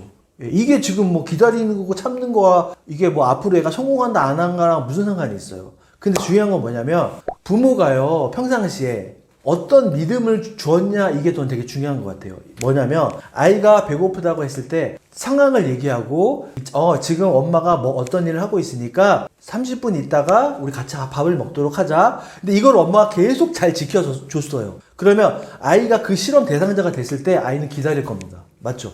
근데 엄마가 야 30분 있다가 엄마가 밥 해줄게 기다려봐 했는데 엄마가 자꾸 딴짓하고 TV 보다가 놓쳤어. 그러면 아이 이런 생각하는 거죠. 그래 이 기회라는 거는 항상 지켜지는 게 아니야. 그러니까 맛있는 거 있을 때 빨리 먹어야 돼. 이렇게 생각을 한다는 거예요. 그래서 시사점은 뭐냐면 아이한테 부모는요 신뢰받을 수 있는 사람이 돼야 된다. 이게 이 마시멜로 실험의 핵심이에요. 사실은 애가 기다리고 어쩌고 애한테 모든 걸 맡기시라는 게 아니고요. 신뢰하는 어른이 돼야 된다. 전 이게 되게 중요한 거고 따라서 환경을 어떻게 해야 된다? 아이가 신뢰할 수 있는 환경으로 만들어주는 게 부모의 역할이라는 거죠. 그래서 부모님들은요 아이한테 어떤 약속을 했잖아요. 그러면 반드시 지키셔야 되고요. 그리고 집안에는 규칙이 있어야 돼요. 전 이게 되게 중요한 부분이라고 생각합니다. 그러니까 혼을 내실 때 부모가 자기 기분에 따라서 혼내시는 분이 계세요. 내가 오늘 기분이 안 좋아. 근데 애가 뭐 TV만 보고 있네? 그럼 막 화를 내세요. 옛날 얘기부터 막 하시는 분도 계세요. 너 내가 그랬지? 예전부터 너 이러니까 안 된다고 막 이렇게 얘기하시지 마시고요. 혼낼 때는 딱 그 부분만 혼내시던가. 그리고 잠깐 앉아봐. 아빠가 오늘 이 부분이 엄마가 오늘은 있잖아. 이 부분이 여기서 좀 엄마는 화가 났어. 이렇게 화를 낼 때도 감정으로 아시고 일정한 어떤 그 프레임을 짜셔가지고 태도로서 건강한 태도로서 보여주시는 게 저는 되게 중요한 환경이라고 생각합니다. 아이에게 공부만큼 중요한 게 있을까요? 공부만큼 중요한 가치에 대해서 좀 설명을 드려볼 건데요. 우리가 지금 초등학교 때 공부를 시키고 아이가 공부를 계속 잘해야 되는 것들이 중요한 시간이잖아요. 그래서 이 공부를 언제 더 잘해야 됩니까? 초등학교 때 기초를 쌓아서 중학교 때 응용을 하고 고등학교 때는 이제 실제로 문제 해결력을 키워서 포텐을 빵 하고 터뜨리는 거잖아요. 그래서 저는 공부만큼 중요한 가치는 뭐냐면요. 이 공부에 대한 정서가 계속 잘 긍정적으로 유지되는 게 중요한 건데요. 또 이렇게 말씀드리면 그게 뭔데요? 라고 하실 겁니다. 그러니까 공부를 어느 시험 때는 아이가 조금 못할 수도 있고 어느 시험 때는 뭐 예전보다 좀 더 잘 나올 수도 있고 또 어떤 아이는요 좀 편향되게 공부를 하는 아이들도 있어요. 수학은 잘하는데 뭐 사회를 좀 못하거나 국어는 잘하는데 뭐 영어가 좀 못하거나 뭐 이럴 수도 있다는 거죠. 그래서 어느 한 과목에 치우쳤을 때는 이런 얘기를 해주셔야 된다는 겁니다. 자, 지금 너의 점수에서 어느 과목이 치우치는 거는 네가 되게 발전할 수 있는 여러 가지 요소 중에서 하나의 방해가 되는 도구라고 알려주셔야 돼요. 어머니들이 야 수학은 이렇게 잘하는데 영어는 왜 이렇게 못하니? 그렇게 영어를 보내는데 왜 이렇게 못해? 이렇게 얘기하지 마시고 공부는 사실 그 어머니들 지금 하나의 어떤 도구잖아요. 이거를 잘해서 뭔가 하는 거지. 사실 공부를 계속 활용해가지고 하는 직업은 뭐 교수도 있고 연구하는 사람들도 있겠지만 사실 이건 도구거든요. 그래서 야, 네가 지금 열심히 잘하는 과정에서 어느 한 과목 때문에 뭐가 잘 안 되고 있잖아. 그러니까 이거를 좀 더 발전할 수 있는 것들을 같이 고민해 볼래? 전 이런 게 되게 중요한 거고요. 이렇게 되면 뭘 아이가 생각하냐면요. 우리가 어떤 그 여러 가지 요인이 있을 때, 성공의 요인이 있을 때요. 아이가 자신감도 있고, 그 다음에 좋은 대학도 갔고, 여러 가지가 됐는데, 만약에 얘가 어떤 콘텐츠를 같이 할 사람이 나중에 대학을 가서 없는 경우가 생길 수가 있잖아요. 그때 얘는 고민을 할 겁니다. 내가 어떻게 해서 공부를 해왔고 잘했지? 내가 어떤 걸로 해서 못했던 거를 회복해봤지? 그러면서 이 좋은 사람들 또 만드는 관계는 어떻게 만들 수 있지? 이런 것들을 만들 수 있는 새로운 자기의 어떤 아이템을 더 장착할 수 있는 것들이 된다. 그래서 지금은 공부를 잘하는 거 되게 중요한 부분들이고요. 플러스로 타인과의 어떤 관계들을 잘 형성할 수 있고 내가 부족한 것들을 객관적으로 바라보는 눈을 키워주는 연습을 해줘야 되기 때문에 부모님들은 항상 지적보다는 우리 아이가 좀 못하는 것들에 대해서 같이 꺼내서 이야기해 보는 게 되게 중요한 거고요. 우리는 항상 못하고 실패하는 거를요, 숨기잖아요. 그쵸? 근데 저는 이런 얘기를 좀 자주 드려요. 못하고 실수하는 거를요, 보물찾기 한다고 생각해 보세요. 보물은 되게 찾기 하면 되게 좋은 거잖아요. 그래서 하루에 한 번씩은요, 엄마도 오늘은 이런 거 실수했어. 이렇게 보물 찾듯이 너는 오늘은 어떤 걸 실수해봤어? 어떤 게 좀 되게 힘들었어? 이렇게 꺼내보면 이게 자연스럽게 좀 해결이 되더라고요. 그래서 이런 말씀 좀 드리고 싶습니다. 워킹맘이 아이에게 가지는 미안함, 어떻게 생각하시나요? 사실 뭐 전업맘, 워킹맘들이 계시는데요. 전업맘들은 이제 아이하고 계속 같이 있기 때문에 뭐 아이한테 여러 가지 뭐 라이딩도 해주시고 열정을 쏟으시는데 워킹맘들은 일을 하시니까 아무래도 시간적으로 같이 있는 시간이 적으니까 되게 미안해 하신다는 거죠. 근데 제가 이제 미안해 하지 말라는 거 하나의 위로의 말씀일 수도 있고요. 중요한 건 전업맘처럼 아이랑 계속 같이 있는 것도 중요하지만 제일 중요한 게 뭐냐면요. 이 정서적 교감의 밀도라는 거예요. 만약에 같이 아이랑 계속 있는 어머니가 계시는데 계속 아이한테 지시만 합니다. 야, 너 지금 영어해. 지금 수학할 시간이야. 지금 학원 갈 시간이야. 이렇게 하는 정서적 교감은 아무 의미가 없다는 거고요. 짧은 시간이지만 아니 뭐 집에 이제 왔을 때 엄마가 오늘은 잘 지냈어? 엄마는 오늘 이런 일을 했어. 넌 어떤 일을 했어? 이렇게 짧은 시간이지만 오히려 진솔하게 얘기를 하면 이게 정서적 교감이 쌓이는 게 더 높은 거고요. 아이가 엄마가 집에 안 계시다는 걸 알고 있잖아요. 워킹맘 자녀들은요. 그러면 청소를 할 때도 아이가 혹시 청소를 하다가 물컵에 물을 쏟았습니다. 그러면 어떻게 해야 될까요?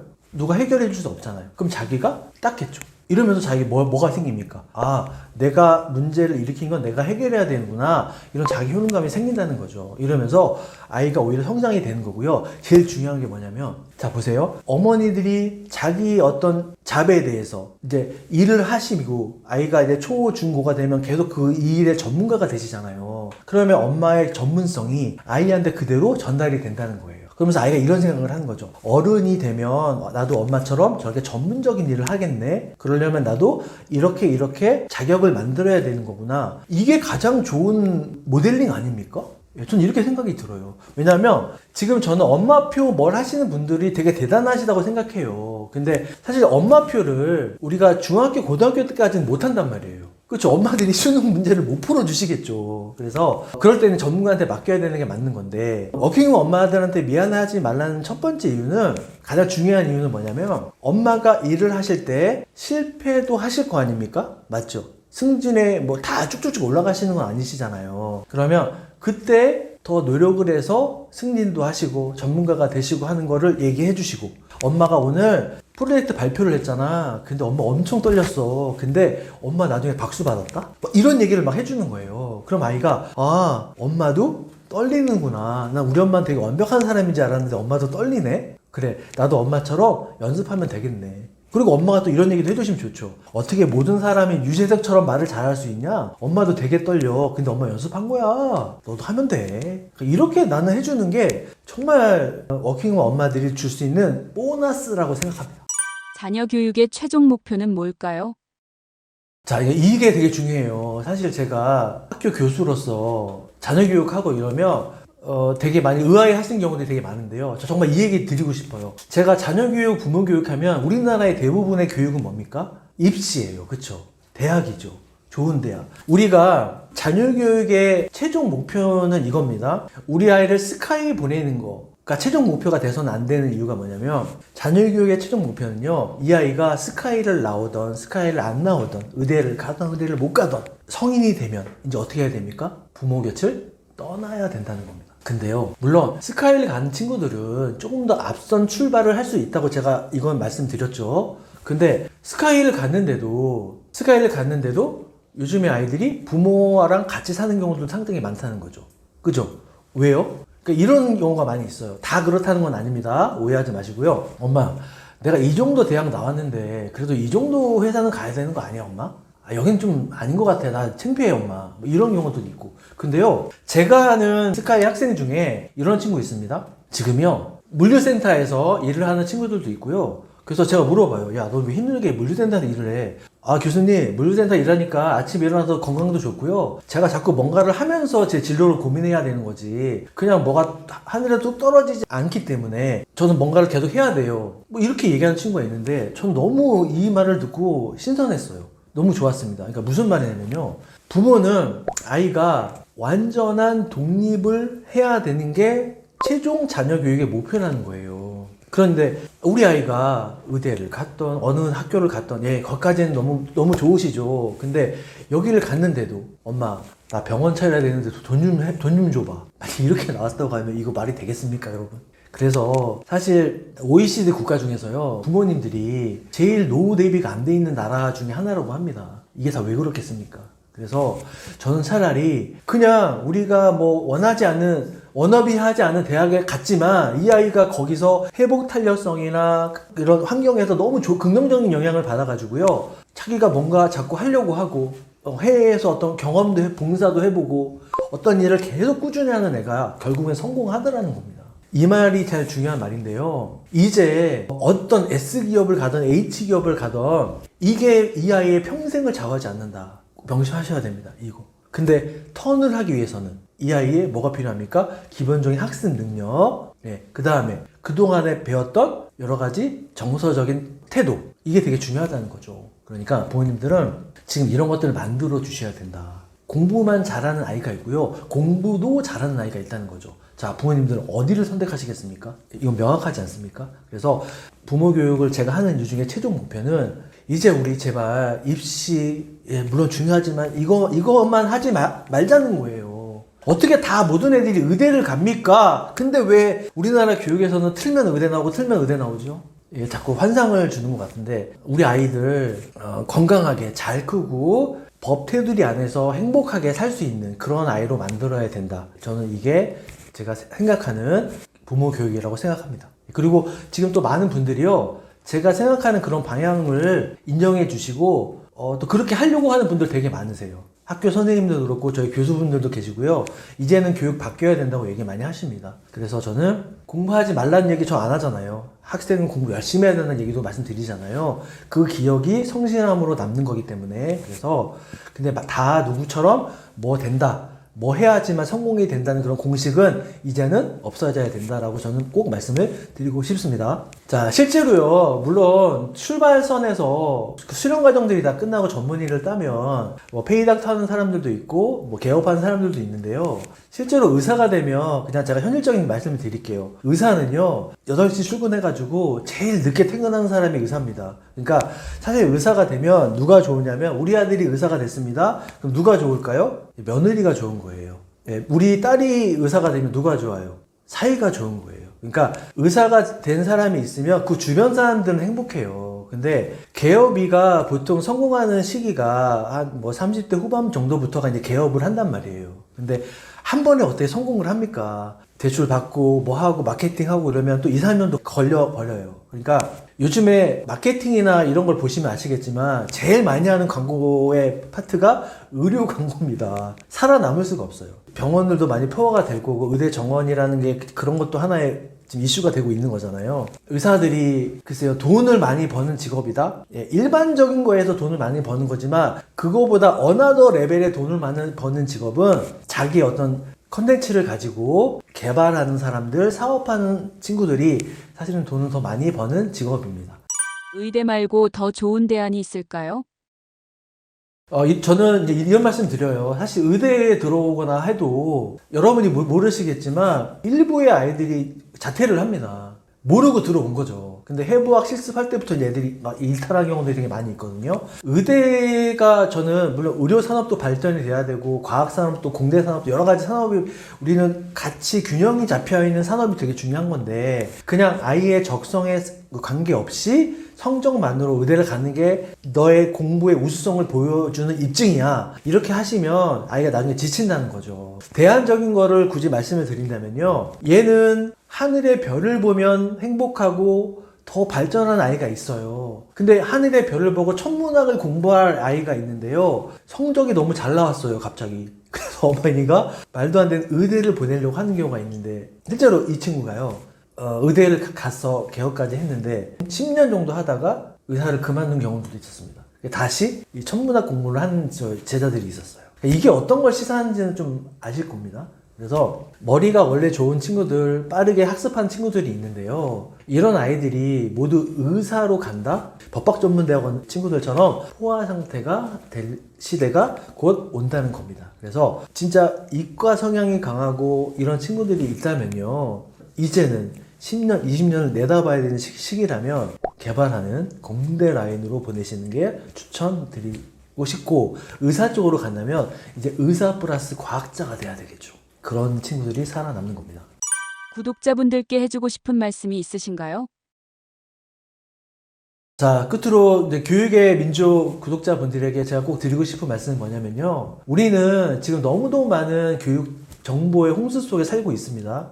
또 제가 드리는 말씀도 하나의 여러분한테는 그냥 지나가는 정보일 수도 있겠죠. 제가 그냥 드리고 싶은 말씀, 제가 그래도 하나의 흔적이라도 좀 남기고 싶은 건 뭐냐면요. 아이들을 많이 만나보고 부모님들과 많이 상담을 해보고 또 실제로 우수한 친구들과 같이 학교에서 생활을 해보면서 느낀 점이 과연 공부만 잘하는 친구들이 사회생활을 잘할 수 있는 건지 그리고 이 친구들이 그 한 길로 갔을 때 그 한 길이 막혀버리면 어떻게 될까요? 이런 고민들을 미래의 시대에는 해봐야 된다 생각합니다. 의사가 되는 게 최고의 직업이다? 그런데 만약에 이 친구가 의사를 하다가 여러 가지 문제가 생겨서 의사를 못할 수도 있잖아요. 그러면 이 아이의 인생의 다음 패턴을 우리는 생각을 해야 되는데 지금은 전혀 그렇지 않고 있다. 저는 이게 큰 문제라고 생각이 드는 거고요. 우리 사회가 모두 걱정해야 될 부분이라고 저는 생각이 듭니다.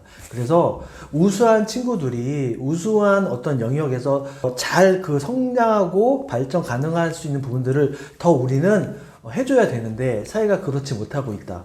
이것들을 좀 말씀드리는 거고요. 이제 문과든 이과든 어느 쪽의 성향이다 이렇게 구분 짓는 것 자체가 되게 위험한 발상이라는 거. 그럼 이과 성향이다 그러면 무조건 부모님들은 의대를 생각하시고 문과 성향으로 가면은 자꾸 이과 성향으로 바꾸시려고 하시는 경우도 있는데 사실 뇌는요 어느 성향이라고 정해진 건 없어요. 쓰다 보면 그 성향으로 가는 거죠. 그래서 이제는 미래 시대의 인재는 이 두 성향이 융합되는 그런 성향의 아이가 성공할 수 있다는 겁니다. 부모 교육은요, 이제는 좀 많이 바뀌어져야 된다. 그래서 제가 여러분 교육의 민족에 또 다음에 나올지는 모르겠지만 부모 교육, 자녀 교육 이런 패러다임을 우리 부모님들이 이 영상을 보시는 부모님들이 하나하나 바꿔가시고 공감하실 때 우리 사회가 더 바뀌어질 거라고 저는 확신합니다. 지금까지 김성건 교수였습니다. 네, 감사합니다.